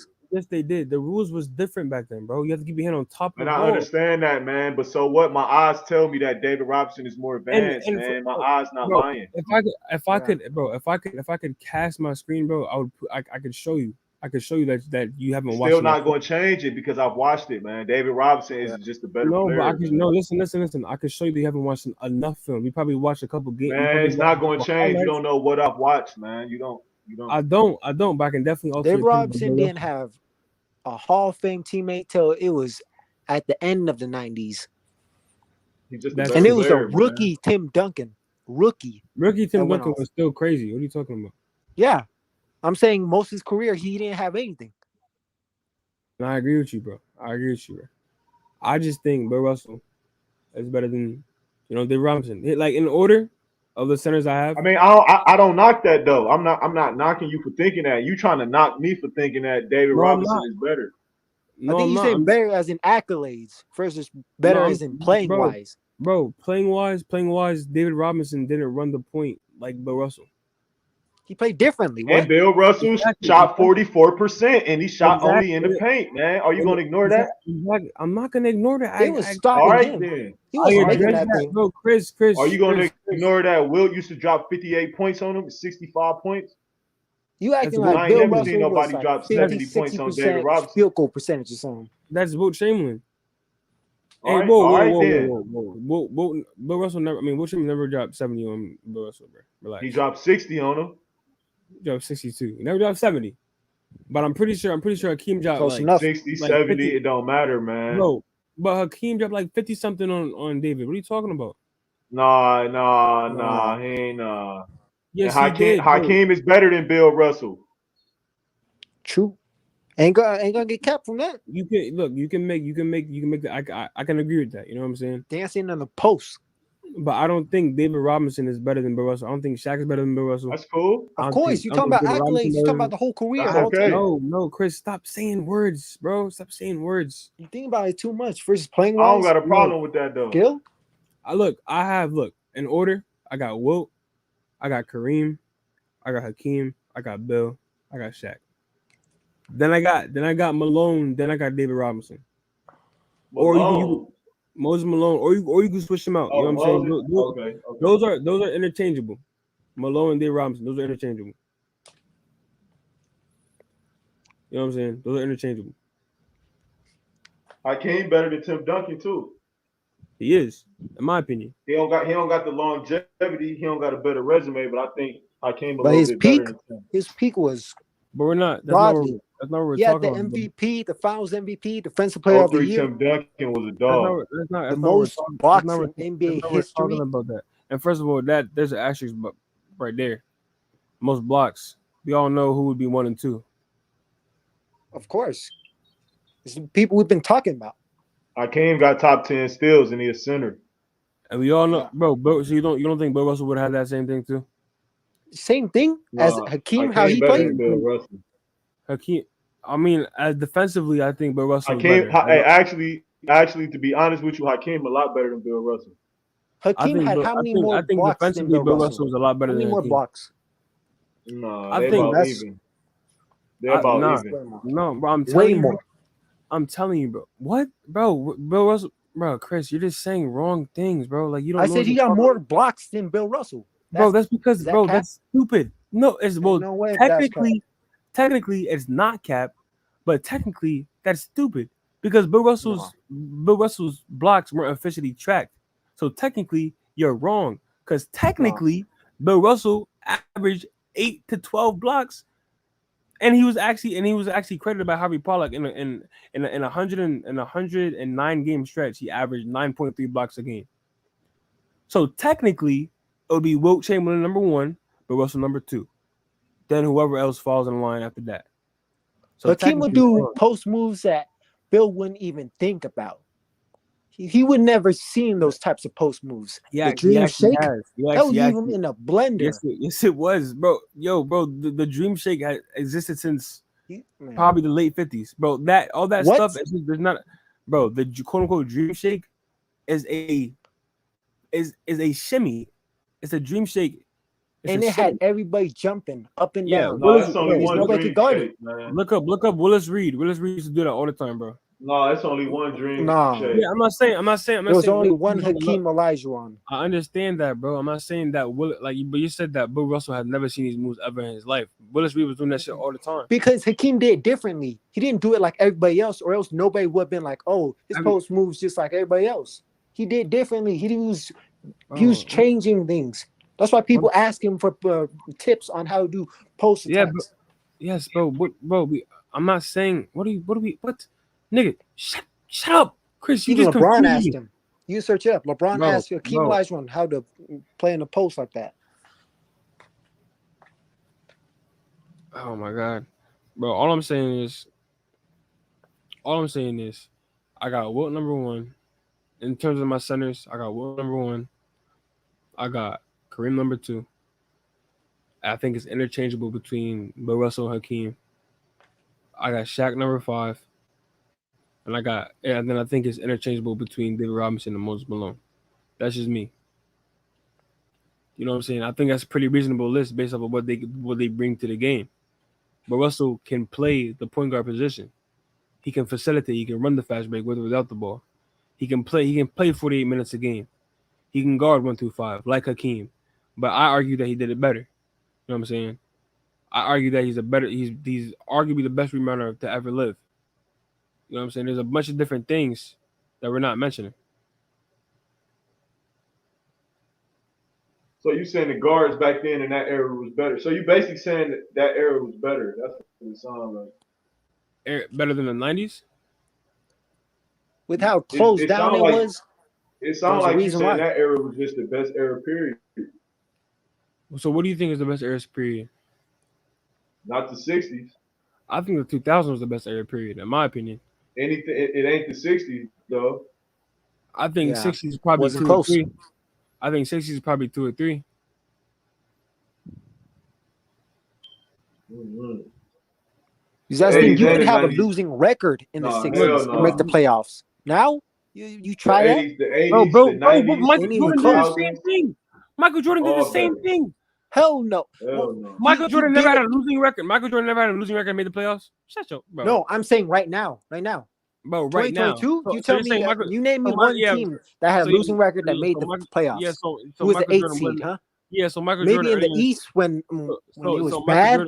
So Michael Jordan wouldn't make the playoffs in this league. I get you. I feel you. I hear you. What? That's what you said. Hey, Michael Jordan would be definitely better in the 60s hey, too. Bro, that's what you said. Bro, he'd be better than everyone else in the 60s. That's what you said, and that's cap. He would be better than Wilt. That's what you said. You spread it out a lot better. He'd probably be just as good as Jerry West, slightly better. Jerry West wasn't even close to type of skill, and people don't even. Jerry West lost how many finals? He lost like what, 7, 8, 9 finals against Bill People Russell. People are calling him a choke artist against Bill Russell. No, they didn't. They actually called him Mr. Clutch. Mr. Clutch with 9 finals losses and what? 2 rings? 8 finals losses. Come on, bro. 1 ring. 8 finals losses. Yeah, that's man. They called him Mr. Clutch. That's tough right there. That's tough. They called him Mr. Clutch for a reason. Hey, is the moderator even still here? I think this dude fell asleep. No, he went to go cook up a meal. He went to go wax his head. Wax his head? He's trying to make it shiny. Bro, Chris, why do you talk so aggressively, Chris? Wait, how's this aggressively? Like, you just talk so excited. Like you sound like you're so happy to be here. I like to talk about things I know about. And you're aggressive though. You've been. I got a question for y'all. Come out the gate, you start saying, "Why you capping? Why you capping?" And then you don't say anything about the cap. You were capping, bro. Yo, can y'all hear me? Yeah. What position in basketball y'all think got the most Finals MVPs? It's a tie between like probably center and maybe power forward. I don't see maybe shooting guard. Maybe if shooting guard and shit, maybe Michael Jordan's small forward. Small forward. Exactly. Damn. That's what I said. So y'all should just listen to me, nigga. I'm not gonna lie. I'm trying to tell y'all the truth. I'm trying to put y'all on game, nigga. I mean, my fault. I can't say that right. I'm trying to put y'all on game, bro. You look up, what's your name? Swish. Bro. Look up, do me a favor, bro. Look up when you get the chance. There's multiple channels, bro. Like, I'm telling you, just watch a couple games. Like, Bill Russell was doing things that Hakeem has never done, and vice versa. Bill Russell never had the footwork or the. But Bill Russell played in a watered down era. I ain't gonna say watered down. I'm gonna just say he played in a lighter era. I disagree. That's just where we disagree at. You know what I'm saying? I already made my point about because the game is more advanced, man. They wasn't running no complex offenses and none of that kind of shit. It wasn't no pick and roll. It wasn't no in the 90s either. There was Bill pick and roll. Russell's 14, 15 points wouldn't be good. It wasn't no high screen and roll at half court. He would need to average 20 points, 25 points, bro. If he trying to lead anybody. Bro, Bill Russell in today's league would probably average 15 points. Just more efficient. And that's he not won't good. Be getting no 23 rebounds, man. Yes, he is, bro. You know about getting 23 rebounds a game. Listen. It's long rebounds, man. Everybody shoot threes. You got guards getting 9 rebounds. He's not getting no 23 rebounds. You got guards getting 9 rebounds because that's how their offense. He's not about to be 4 people. Because they shooting long. No, because it's long threes and it's long rebounds. Bro, what guard is getting 9 rebounds beside Westbrook, bro? LaMelo Ball gets 7 rebounds. DeJounte Murray 7 rebounds. I can LaMelo keep going. is 6'9". Bro, LaMelo is 6'8". I can keep going. Russell Westbrook. LaMelo is the size of a power forward. It don't matter. He's still a guard. He plays guard. He plays guard. Magic Johnson was getting 10 rebounds. He plays in the guard. 80s. I can name multiple. You ain't let me finish. Because Kareem was the one scoring a lot.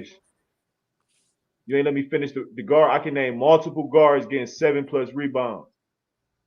It's not because they boxing out. It's because it's long rebounds because everybody's shooting threes. So James Harden gets 7, 8 rebounds. What's Magic's excuse, bro? You name it one player. Hold on. You name it one player, and I'm naming multiple players. Yeah, you all name multiple, bro. Just so I can match him. First of all, you know why Russell Westbrook and why James Harden get 10 rebound games, bro. You know for a fact. No. James Harden is not chasing rebounds like Westbrook. Yeah. Bro, he's not even close to him. I know for a fact that they let them get rebounds, bro. You don't see Westbrook. No, James Harden. Bro, you don't see Westbrook fighting his own teammate for rebounds. James Harden not running down there like Westbrook chasing rebounds. James Harden isn't talking to his team like Westbrook. Westbrook is telling his team to let him get all that. I've seen multiple games where they cleared the space so James Harden can get the rebound so he can record a triple double. I've seen the same thing for Westbrook. Westbrook has for a triple double. But they don't take away from the fact. Westbrook. Bro, they do that, bro. They do that every game. They're not. Is the rebounding numbers? A lot of them. Man, you just want to deny facts, man. Bro, okay. Well, look.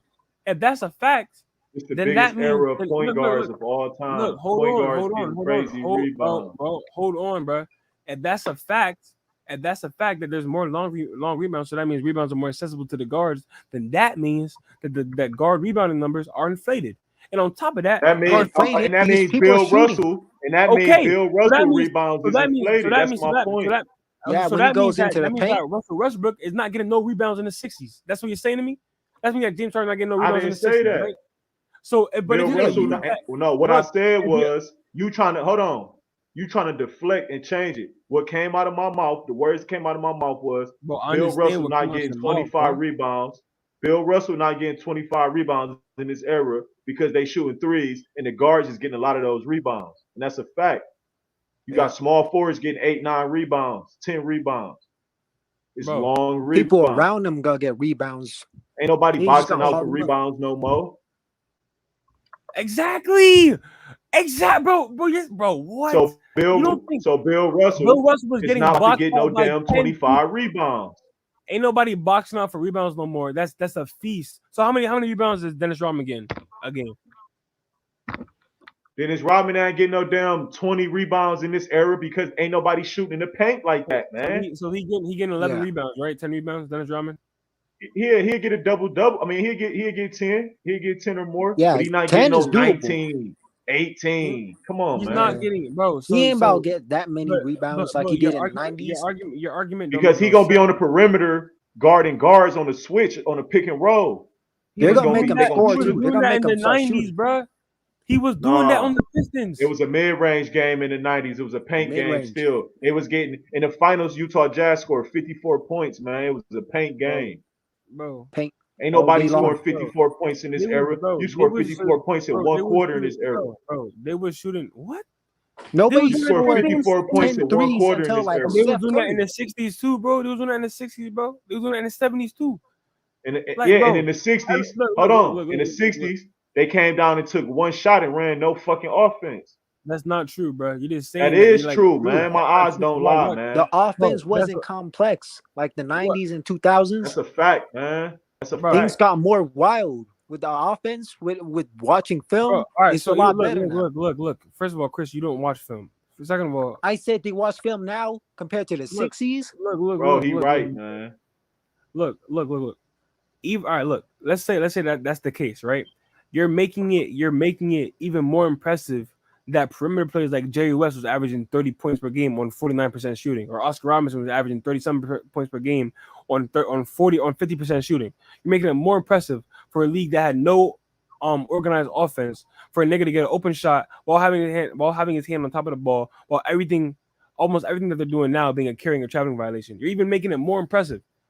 So you're not. Less rules means I'm not deflecting and talking about other players. I'm specifically talking about Bill Russell. But look, bro, this nigga is shaving his head right now in the chats, bro. You're not making you gotta be consistent, right? So if their offensive schemes weren't good, then that means players that were averaging 30 points a game were scoring with no good offensive schemes 30 points a game. Which means if they had a good offensive scheme, imagine what they'd be doing today. Like, bro, you can't combine the two. Though. I'm not deflecting. It's not like bro, that's like look, did the same. Look. 40 years later, bro, you can't do that, bro. But I don't think you jumping back in time. You jump into the future. Hold on. It's not working like that. I don't think you understand what I'm trying to say. I don't think you understand what I'm trying to say. That's like me saying, I beat this dude on one leg in a race yesterday. Now I'm about to race him again with two legs. Imagine how much better I would do a race against him on two legs. No, it's like that's what I'm saying. Hold on, Chris. You talking about like I'm gonna race a guy with two legs, then I'm gonna get a motorcycle, and then I'm gonna go wild on that race. Hold on, Chris. That's what you're doing. Hold on, you're Chris. going into the future. 40 years talking about that. Chris, hold on, Chris. It's not humans haven't evolved, bro. The same the height of the 60s is the same height that it is now. Basketball has evolved. The rules point guard. No, the point guards. It's the tallest point guards ever in the NBA. There's never been point guards this tall. Point guards started scoring too. Okay. Back then, the point guard now it was centers. You get that ball to the center, and it's Chris. Hold on, bro. Chris, you keep talking, bro. Like, can I answer one point at a time? Stop talking? I literally haven't stopped talking, bro. I've been trying to say. Yeah, Swish was talking too. Hold on. He was talking. Hold on. The league hasn't, quote unquote, evolved. It's changed. The rules have changed. Things are different. There's a 3-point line now. Handles got better. Shooting got better. Everything. The rules have changed to allow those things. Yes, the rules have changed to allow those things. Boring as fuck with no handles. No, the shooting definitely got better. Yeah. If you put, I don't know about that. You can't. Nah, man. Listen, man. Field goal percentage got better too. Listen, man. In that era, people couldn't dribble the ball with their left hand, man. That's a fact. Yeah, they could not do anything. No crossover, no handles. None. They had crossovers. They had handles. The rules. Not even close. The 90s. No, a lot of people couldn't dribble with their left hand, bro. That's a fact. Yo. So Kyrie, I know. I got grandfathers. I got uncles. I know people that's 70, 80 years old, and they admit to it. They'll tell you, we ain't dribble with our left hand back then. That's a fact. No, Swish. Wasn't close. Swish. Every kid right now can dribble with both hands that's playing basketball. That's a fact. Swish. You talking about 40 years ago? Everybody can make a 3-pointer now, bro. Swish. That's not true. Swish. Ben Simmons. That's a fact, man. That is Carl Anthony Towns. You just want to deny anything, bro. Swish. Embiid. Swish, bro. You put Kyrie Irving in the 60s, bro. He's doing everything he's doing. or is he averaging 20 turnovers a game? With his handles, Man, you just keep man, deflecting, everybody getting bro. cooked. He got Hold skill on. enough.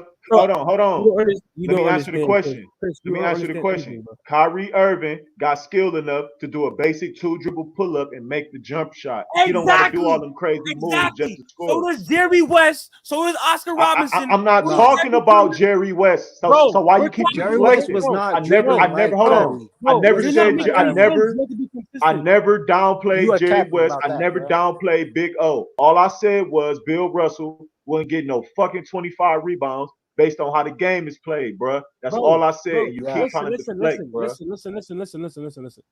I'm saying, every single thing you're saying, bro, has a like I can make a evolution, comeback. man. Steph Curry, I'm not, bro, man. James Harden, these dudes has got crazy 3-pointers. I seen Steph Curry shoot from half court, and they want rebounds. They're gonna be getting in there, bro. Chris, shut up, Chris. They want to play. You can't just be a one-man show like that. We can name anomalies. We can name the Pete Maravich. We can name the Jerry West. But you can't deny that the game evolved, man. Bro. Perimeter players weren't valued as the way they are now. Like you know how the big men, in today's league have gotten watered down. You know that, right? Because we can agree on that, right? That the big men in today's league, yes and no, average are not as good as they were back then. Yes and no. The talent at the center position is not as good as it was back then. So everything is changing. You know what I'm saying? When one thing, like, everything is changing. The value in perimeter players, people like, well, it was there, but it wasn't like it wasn't as much as it is in the last 20 years. You know what I'm saying? Like things are changing. I wouldn't say they're evolving. You know what I'm saying? Things are changing. The only thing that you can say is evolve. Because look, the average height back then in the 60s was 6'6". It was 6'5" barefoot. So it'd be 6'7" in shoes. It was like 6'5.5". Carl Anthony Towns. I know the reason why. Bro, can you hold on, bro? I can say names too. Has been I can say names too. Willis Reed, small forwards, was power a crazy forwards, outside shooter. shooting guards, point guards. Willis Reed not shooting like no Carl Anthony Towns, man. Bro, Stop it, man. Neither was Dirk. Neither was anybody else, bro. There is played in the 2000s. Let's hold on. Shut up. There are players who are the best at something. Hold on. Like in every like I'm not saying that nobody in today's league could make a huge impact on today's league. Obviously, Steph Curry, you know what I'm saying, made a huge impact on today's league. Karl Anthony Towns made a huge Michael Jordan was Michael Jordan was scoring 85 fucking points against Bill Russell Celtics back then. No, he would not. How? When he scored 63 against Bird, that would be 80 against Bill Russell and them dudes. Nigga, half of the points. Actually, maybe. Half, but I'm saying Michael Jordan was a fundamental player, man. He don't got to carry the ball or none of that. Bro, exactly. Name one Hall of Famer shooting guard that Bill played against that was Bill like Russell, man. Stop it, man. You ain't seen nobody that fast, that quick.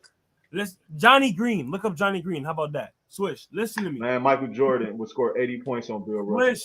Swish, bro. Johnny Green, are not disagreeing, he ain't close to Michael Jordan. Not even top 3, top 5 shooting guard. Chris, shut up. He ain't close to him. Chris, shut. You can't talk about Michael Jordan with another random player that ain't close to him. You just said Gus Johnson. You just said that there was nobody as quick and fast as Michael Jordan at the shooting guard position. And I just gave you a name. I just gave you a name off the top of my head because there are multiple people. But just listen. Nah, the scored like him.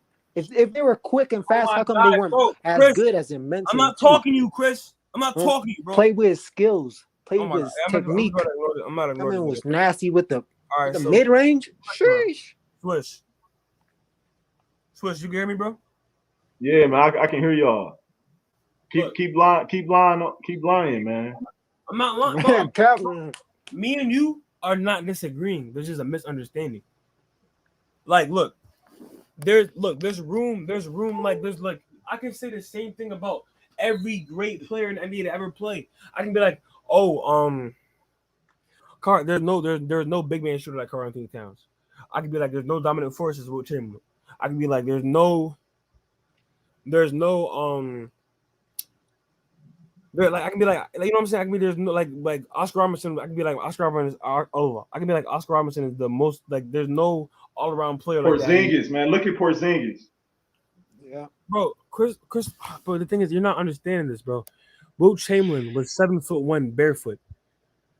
I 7'1". understand that. So that means he would be listed at the same height as Kristaps Porzingis, and he was doing more. no, Kristaps Porzingis was 7'3", Exactly. And he 7'3" can shoot from 40 feet. and with shoes too, so he'd be like an inch taller. No, he's 7'3" 7'4". barefoot. No, he's 7 foot. He's 7'3" with shoes on. That's Chris. He's the same height as Wilt Chamberlain. They're the same height. He can shoot from half court. Yeah. And what's his 3-point percentage again? Can somebody tell me that? Better than Wilt. I don't know. I just know he can shoot from half court. No, Chris, you're saying shit. You're saying shit, and you don't know what you're talking about. Kristaps Porzingis. He can shoot from half court. That's all I'm saying. Wilt Chamberlain didn't have a 3-point line to shoot from, so you don't know what you're talking about. Exactly. You could make the argument. So that's a fact. Oh my God. No, we talking about Bill Russell. Stop deflecting, man. Stop deflecting again. We know Wilt Chamberlain can make a 3. We talking about Bill Russell. Bro, Bill Russell can't make no fucking 3. Exactly, Bill bro. wasn't scoring. But is he not better defensively at everything else than Kristaps Porzingis? Not scoring. Man, we know Bill Russell better than Porzingis. Yeah. Is he not better than every single? But Porzingis, but listen though, Porzingis will bust Bill Russell ass on the court. That's a fact. No, he was well rounded. Bust his ass. Bro. Bill Russell is snatched by. Man, he will bust Bill Russell ass. Man. Stop, man. No, bro. Nah, now you're ODing it, bro. Now you're ODing it. Come on, man. You acting like can't nobody score on this guy, bro. Bill Russell wasn't used to people shooting. Wilt Chamberlain was scoring 60, 50 points on Porzingis had like better handles too. I've never seen Bill Russell with handles. Chris, that's because you don't do your research, bro. Chris, you're just do research. Bill Russell was doing handles. He was dribbling hard. Yes, he was. Just like Porzingis. Bill Russell can like initiate, like he can push the ball in transition, shit like that. Bro, if he was playing, but he's not doing no crossover though. If he did do crossovers, bro. If no crossover. It wasn't as like crazy as it is to now because of the rules. I'm trying to I don't understand what you guys are not getting. We understand, man, but my eyes still don't lie. David Robinson. So you put Bill Russell in today's league with all this. No, I can't do that. Can't do that. All right, so then take it. So you take it away from bro, but you do. It's a different game, bro. Chris, shut up. You can know, but you can do it's it. Hard. But you can do it with Michael Jordan, right? Go 40 because if Bill Russell actually had a jump shot, he would be scoring. Like he would be scoring. He shot 44%, and he averaged like 16, bro. There's you multiple players. 44%. That's bad. You can't look over that, man. David Robinson is getting buckets in that era, man. Period. Bro, man, he's not missing around the basket. He's not doing that. He's getting buckets. He's dunking on niggas. Bro. Yes, like Bill Russell, he's getting buckets. He's getting buckets because he's David Robinson. And he's playing defense. He won Defensive Player of the Year. Exactly. Yeah. I'm not saying, bro. But he's not averaging 80 points, bro. Who said 80 points, bro?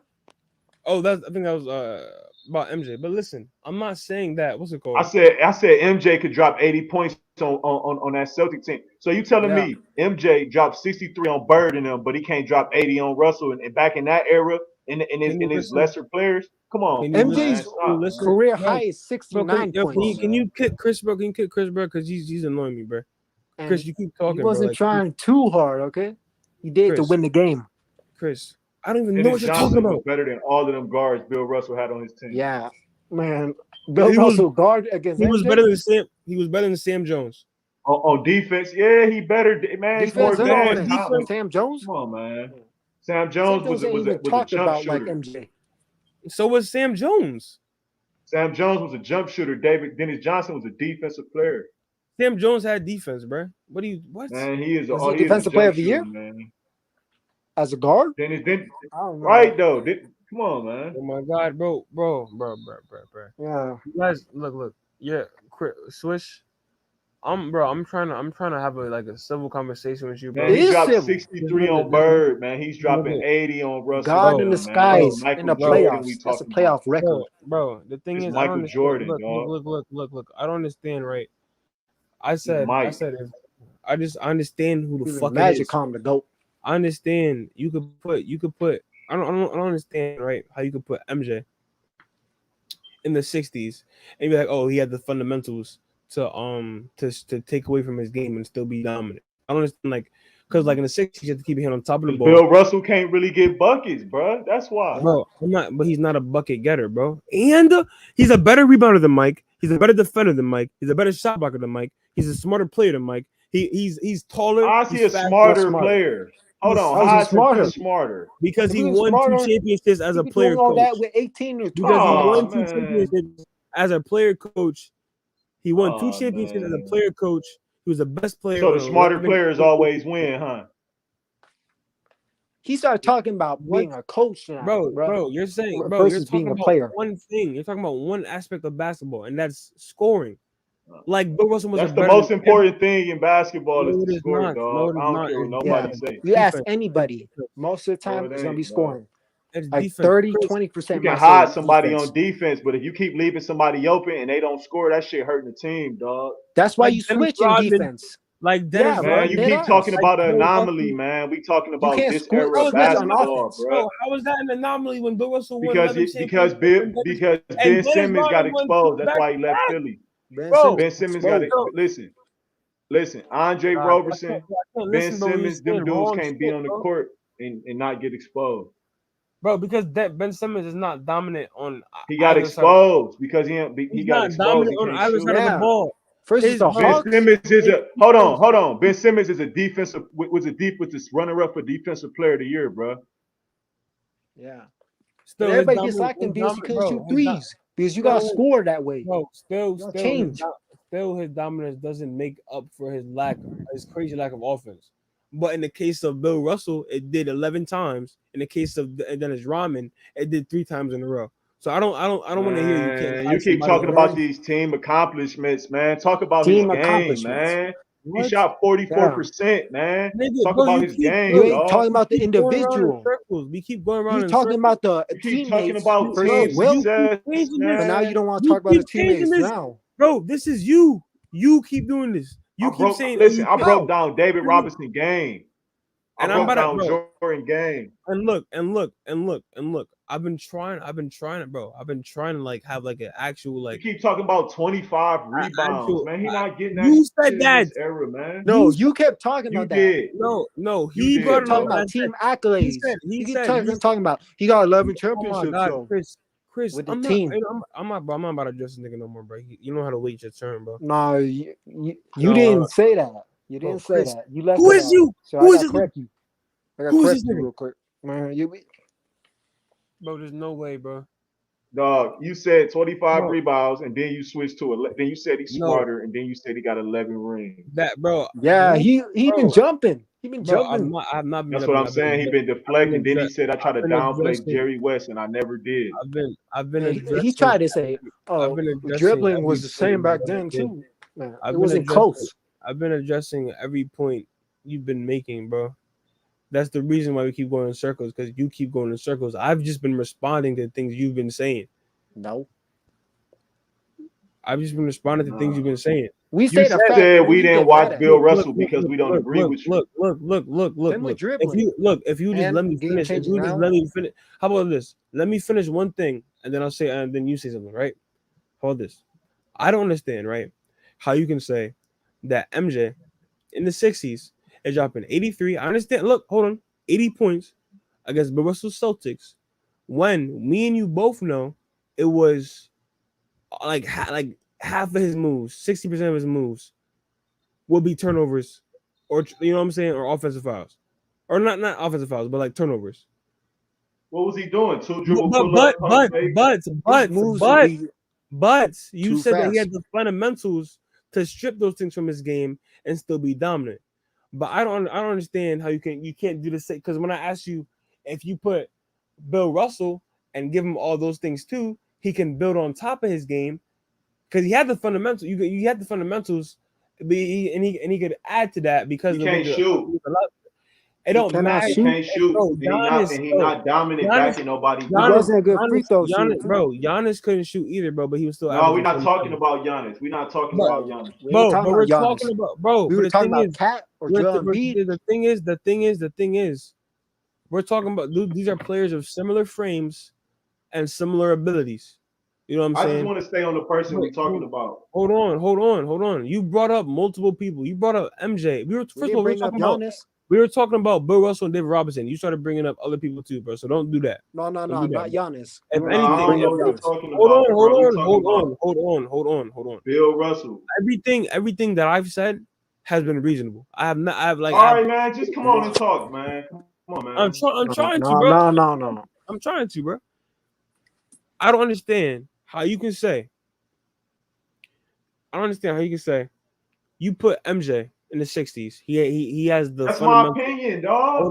Hold on. But that doesn't make any sense. You gotta be consistent. Okay. I don't understand. I think that Bird Celtics is better.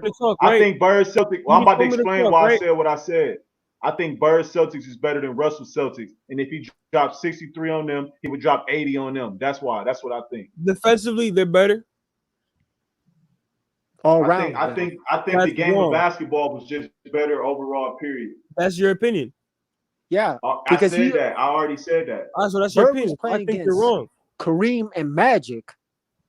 Those are two Hall of Famers in top of their position. If Larry Bird played in the 60s, he would be getting 50 fucking points a game. Yeah. He shoot better too than most of the people in the 60s. Yeah, he would be a better scoring, less defensive John Havlicek. No. Yeah. They don't talk about John Havlicek he probably averaged like not even close. He probably averaged like 36 points per game. 37 points per game. Bird dropped 60 before. And actually probably multiple times. If he was playing on the Celtics, his numbers would be similar. No. Because the Celtics played a team game. Like the Celtics that Bird was playing against. That Bird was playing on. Bird would be the first or second. So I think he would be. So let me ask you a question. So you saying that the rules is the reason that guys couldn't dribble with their left hand in that era? I'm saying, right? Look, I'm gonna answer your question. If you had the choice, right, to fight somebody with your right arm or your left arm, like say you had to get into a fight and they made you tie one arm behind your back, which arm are you tying behind your back? Bro, I asked you a question, dog. Which arm are you tying behind your back, bro? Why would they put in the rules you can't use your left hand? Which arm? I don't even know what you just said. Never mind, bro. If you are about to get into a fight and they make you tie, make you tie one hand behind your back, I'd say let's just fight with both hands. Hey yo, Chris. Not Chris. I know you kind of idiot, but I'm gonna ask you a question. Right? I don't know what you talking about, bro. You talking about fighting like I'm gonna ask you a question. If you're getting into a fight and they're like, oh, we have this rule, you have to tie one hand behind your back. Are you right-handed or left-handed? Chris. You talking to me? You talking to Swish? I'm talking to you, Chris. So you asked him that, now you gonna ask me that? Chris, the one time I'm talking to you, bro, you don't want to say anything, bro? Chris. I wouldn't even go into there. Nigga, Chris. Sorry, my fault. But if you're asking Chris, what arm I use or what arm that what arm would you are you right-handed or left-handed? Man, dude, they couldn't dribble with their left hand. Right hand. You're right-handed, right? You're right-handed, right? Yes. All right, so which arm would you tie behind your back if you had to get into a fight with only one? I'm right-handed. So you tie your left hand behind your back, right? You think I'm gonna tie my right hand behind my back? Exactly. That's stupid, right? Your right hand is your best hand. So if they're saying, so you talking about stupid rules? Look, exactly. If it's harder to cross over to your left hand, why would you? If it's hard, bro. It's the rules. So it was a stupid period of time with bad rules and very little rules. It was harder to dribble. It was harder to create your own shot. Well, they couldn't dribble with their left hand. They could, bro. Oscar, bro. When did that rule? Couldn't dribble the ball with their left hand. When did they outlaw that rule? When did they stop using that rule, bro? When did they stop? Did they only use it in the 60s, or did they use it in the 70s too, and the 80s? The dribbling, nobody could use their other hand. That's not the point I was trying to make. obviously, You said they couldn't dribble with their left hand. I shouldn't have made that point because I knew you wouldn't understand. Bro, I don't know what you're talking about. I know you don't. It's all right, buddy. But I'm saying is the rules was mad different, bro. The rules is mad different, and you know that, Swish, because you seem educated. Man, listen, the average basketball player could not dribble with his left hand. You keep trying to deflect, man. Bro, they didn't have the same type of play style. You seem educated enough. No, you seem educated enough to know that the rules are mad different. And it was the average basketball player. I'm not even talking about the NBA. I'm saying in general, could not dribble with his left hand in that era, man. And you keep talking about rules and shit. They couldn't dribble with their left hand, man. Could they not dribble with their left hand? Could they not dribble with their left hand, or was it easier to dribble with the right hand? No, they couldn't dribble with their left hand, man. I heard you say it. I know older people. That's that age, man. Yeah, bro. People play like the league, bro. That's why people in they couldn't dribble with their left hand, man. I'm like, in like 5 minutes I gotta go. But like, bro, I heard the opposite. From people in the 70s, 60s, bro. Opposite? I've heard the opposite of what Swiss saying he's hearing. I've heard the opposite. You tell me, just like the guys in high school, the guys that played at Overbrook with Wilt Chamberlain, all they knew how to do was throw Wilt the ball and let him get 70 points. Then in one game in the championship, they put 4 guys on Wilt. He had 70. They froze the ball. Let me finish, man. Let me finish, dog. Let me finish, dog. There was no hold on. Let me finish. Bro, you being disrespectful, bro. I'm about to hop off the panel, man. Salute, man. Because you being disrespectful, dog. Don't talk about disrespectful, bro. You a little kid, man. Entire time, bro. Come on now. Yeah, I'm about to get off the panel, man. You don't act like that, yo. But go ahead, though. Go ahead, bro.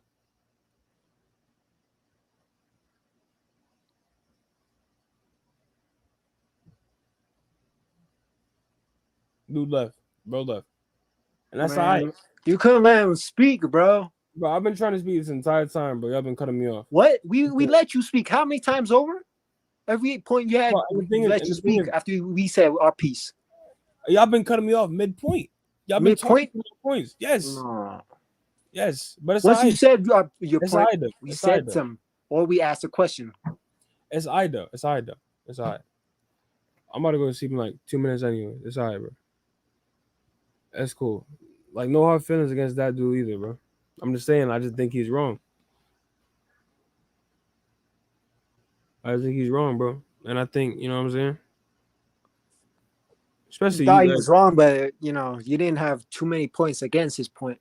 I did, though. I brought up many points against his point. That weren't too good. Maybe in, like, a certain view, you angled it right, but not too much. Chris, what are you talking about, bro? I'm just talking about examples and people you try to bring up. They weren't really close. They weren't on target. They were like on the wall.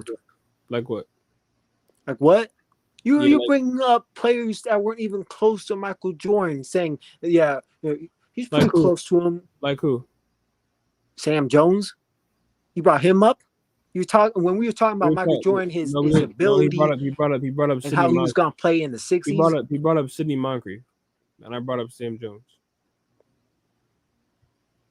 And he said. I know is they aren't talking about in the same light playing ability as MJ. He said that's not what we were talking about. He said that every Laker, 60s. He said that every Laker guard was better than every Celtic guard that Bill Russell had around him. He said Sidney Moncrief was better than Laker guard when? He said Sidney Moncrief was better than every Celtic guard they had. And I said Sam Jones. And then he said during that time, or are you talking about after? During Bill Russell's time. I don't even know why I'm wasting my time. You're not gonna understand what I'm saying. Yeah, you're kind of bad at explaining it. Or else, like Mel and Switch would be agreeing. When you have such a great, if you can explain it well, agree. Since I've explained it, I'm gonna be dead ass honest with you though. I kind of want to give you respect because you're very, very rare in terms of saying like talking about well But then you kind of flip-flop, though, when it came to Bill. All the things you talk about him. I did. But it's called confirmation bias. What?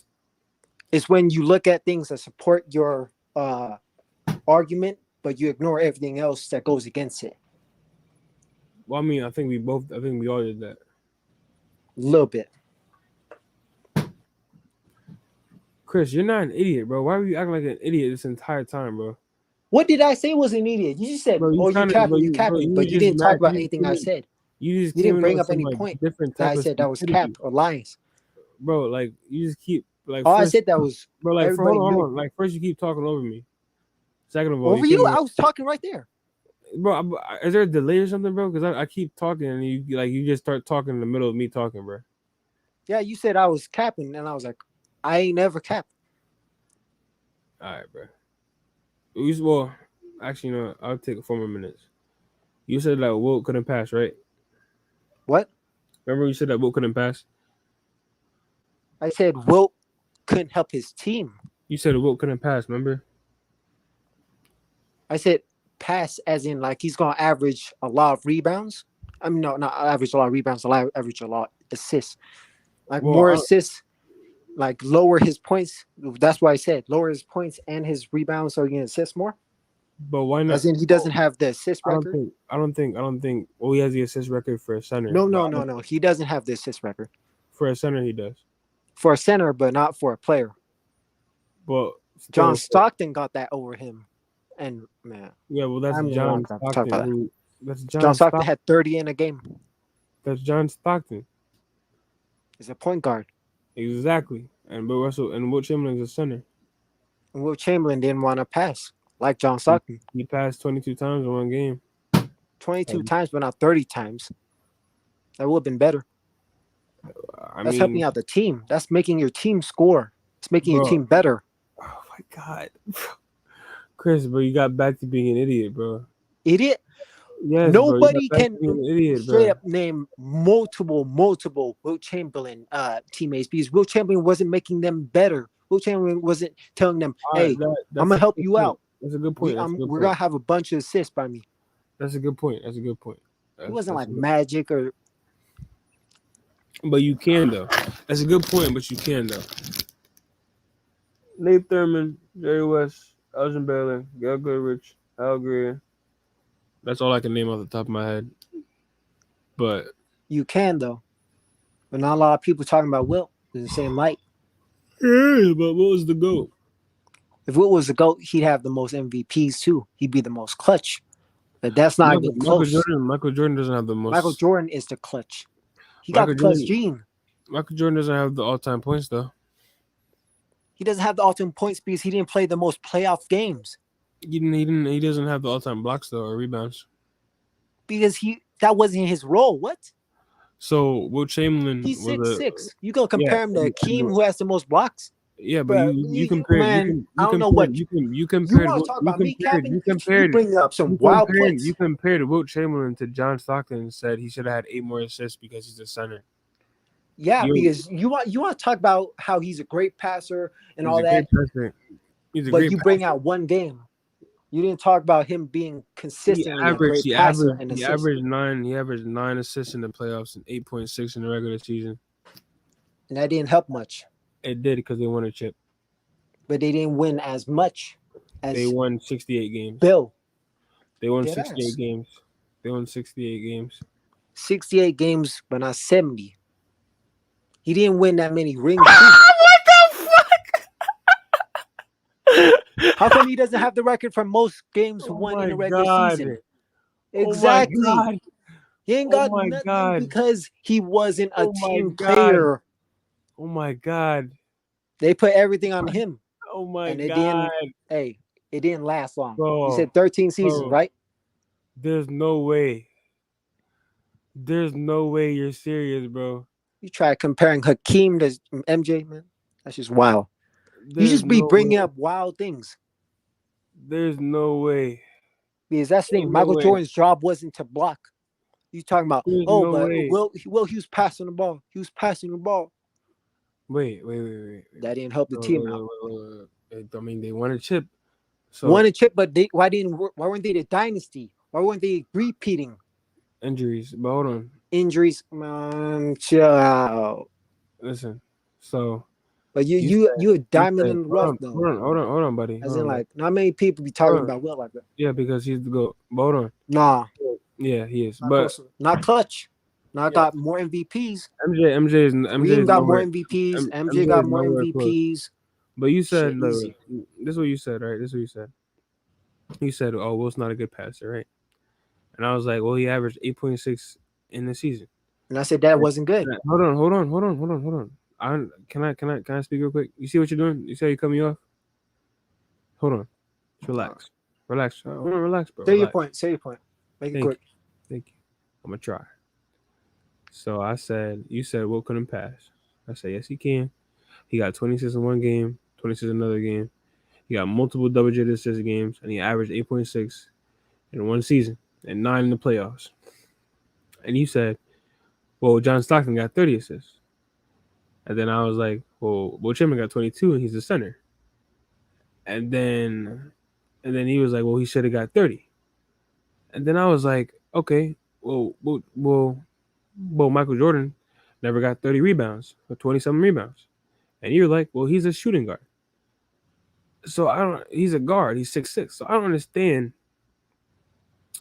Do you see the bias? That makes no sense at all. What are you talking about? Do you see the bias? Oh, God. There's no bias. Because you want to talk about Wilt Chamberlain and assists. I brought up John Stockton, who did a whole bunch of assists and has the record. Yeah, Wilt Chamberlain has assists and rebounds in a game. He's a point guard. And points in a game, but not assists. Because he's a point guard. He forgot to do a bunch of assists. He's a point guard. John Stockton's a point guard. Yeah. So John Stockton. And you brought up Michael Jordan saying how come he wasn't blocking people. So John Stockton, bro. So bro, John you make Stockton, no sense, on God. Bro, so John Stockton. Man, you tripping. Bro. You must be, man. You sober? So John Stockton, bro. So bro, are you sober? You're answering the question. You're saying Wilt Chamberlain. You're saying Wilt Chamberlain. You're saying Wilt Chamberlain. You're saying Wilt Chamberlain. Man, let him. You are hallucinating. You on the shrooms. You're saying Wilt Chamberlain led. You gotta be a fake. There's no way you're a real person, bro. Nothing I said was too wild. You're saying what I said was the truth. What I said was the formula to win. Bro, yes it was, but there's no way you're serious. That makes no sense. Makes no sense? It's not. You're not being consistent. Why do you think Wilt wasn't winning championships like Russell? He didn't make his team better. Wilt wasn't making his team better like Bill. Bill was making his team better, and he was there for all 11 rings. That can be. No, it's the truth. Bill made his teammates better. That can be said. I'm not saying that can't be said, but also can't be said. But also, Wilt had a better foundation to build. I mean, Bill also had a better foundation to build off of than Wilt Chamberlain.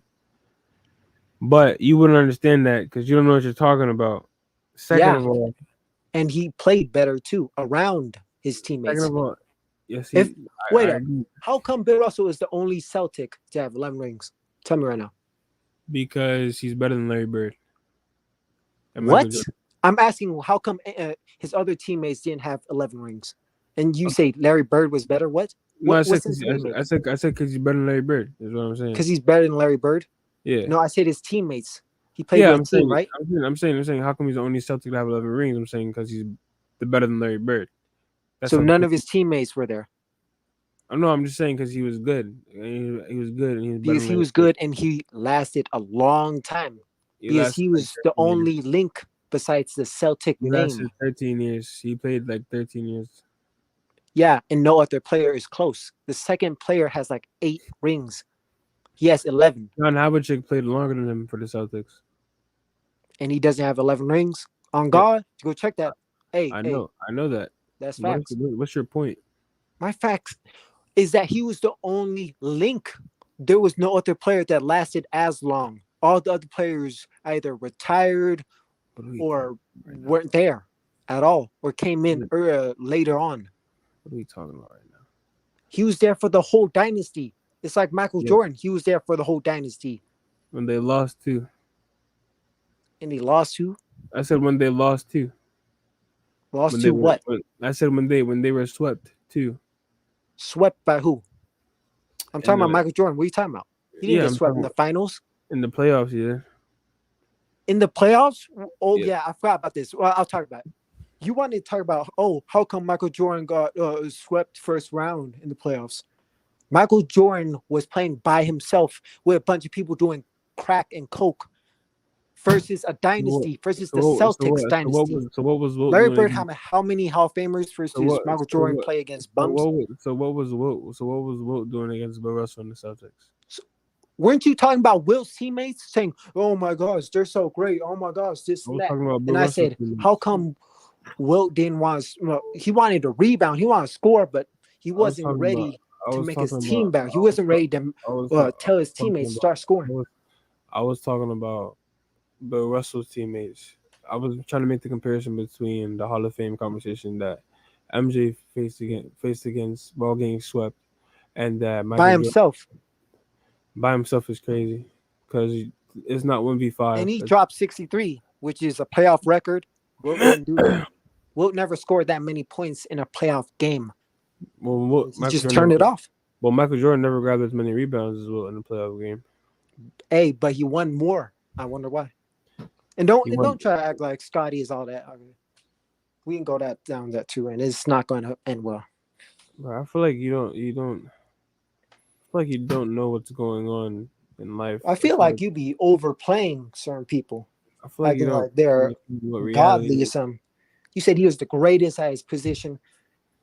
I feel like you don't understand. I feel like you don't understand. He didn't even win a Defensive Player of the Year. The Defensive Player of the Year didn't exist back then. Yes, it did. For Scottie Pippen? In the 70s, it did. Bruh, come on. In the 60s, it did not. In the 60s, it did not. Yes. Yes. I wasn't talking about the 60s. Okay, that's when Wilt was playing. I wasn't talking about Wilt. I was talking about Scottie Pippen. Why are you jumping over to him? Because you don't want to defend Scottie? I thought you said that Wilt didn't win the Defensive Player of the Year. No, I said Scottie never won a Defensive Player of the Year, even though you called him the greatest two-way, greatest at his position. I think he is. No. I think there's better players at the position. Who's better? Who's a better two-way than Scottie Pippen? Better two-way? Hell yeah, I can name. Definitely Michael Jordan. That's why he was number one scoring option. He's not a small forward. He's not a small forward. Defensive Player of the Year. Wrong. He's not a small forward. How come Scottie Pippen didn't win a Defensive Player of the Year? He's not a small forward. How come he didn't win a Defensive Player of the Year? Small forward. How come he didn't win a Defensive Player of the Year? He's not a small forward. You're just wrong. I said two-way. I said two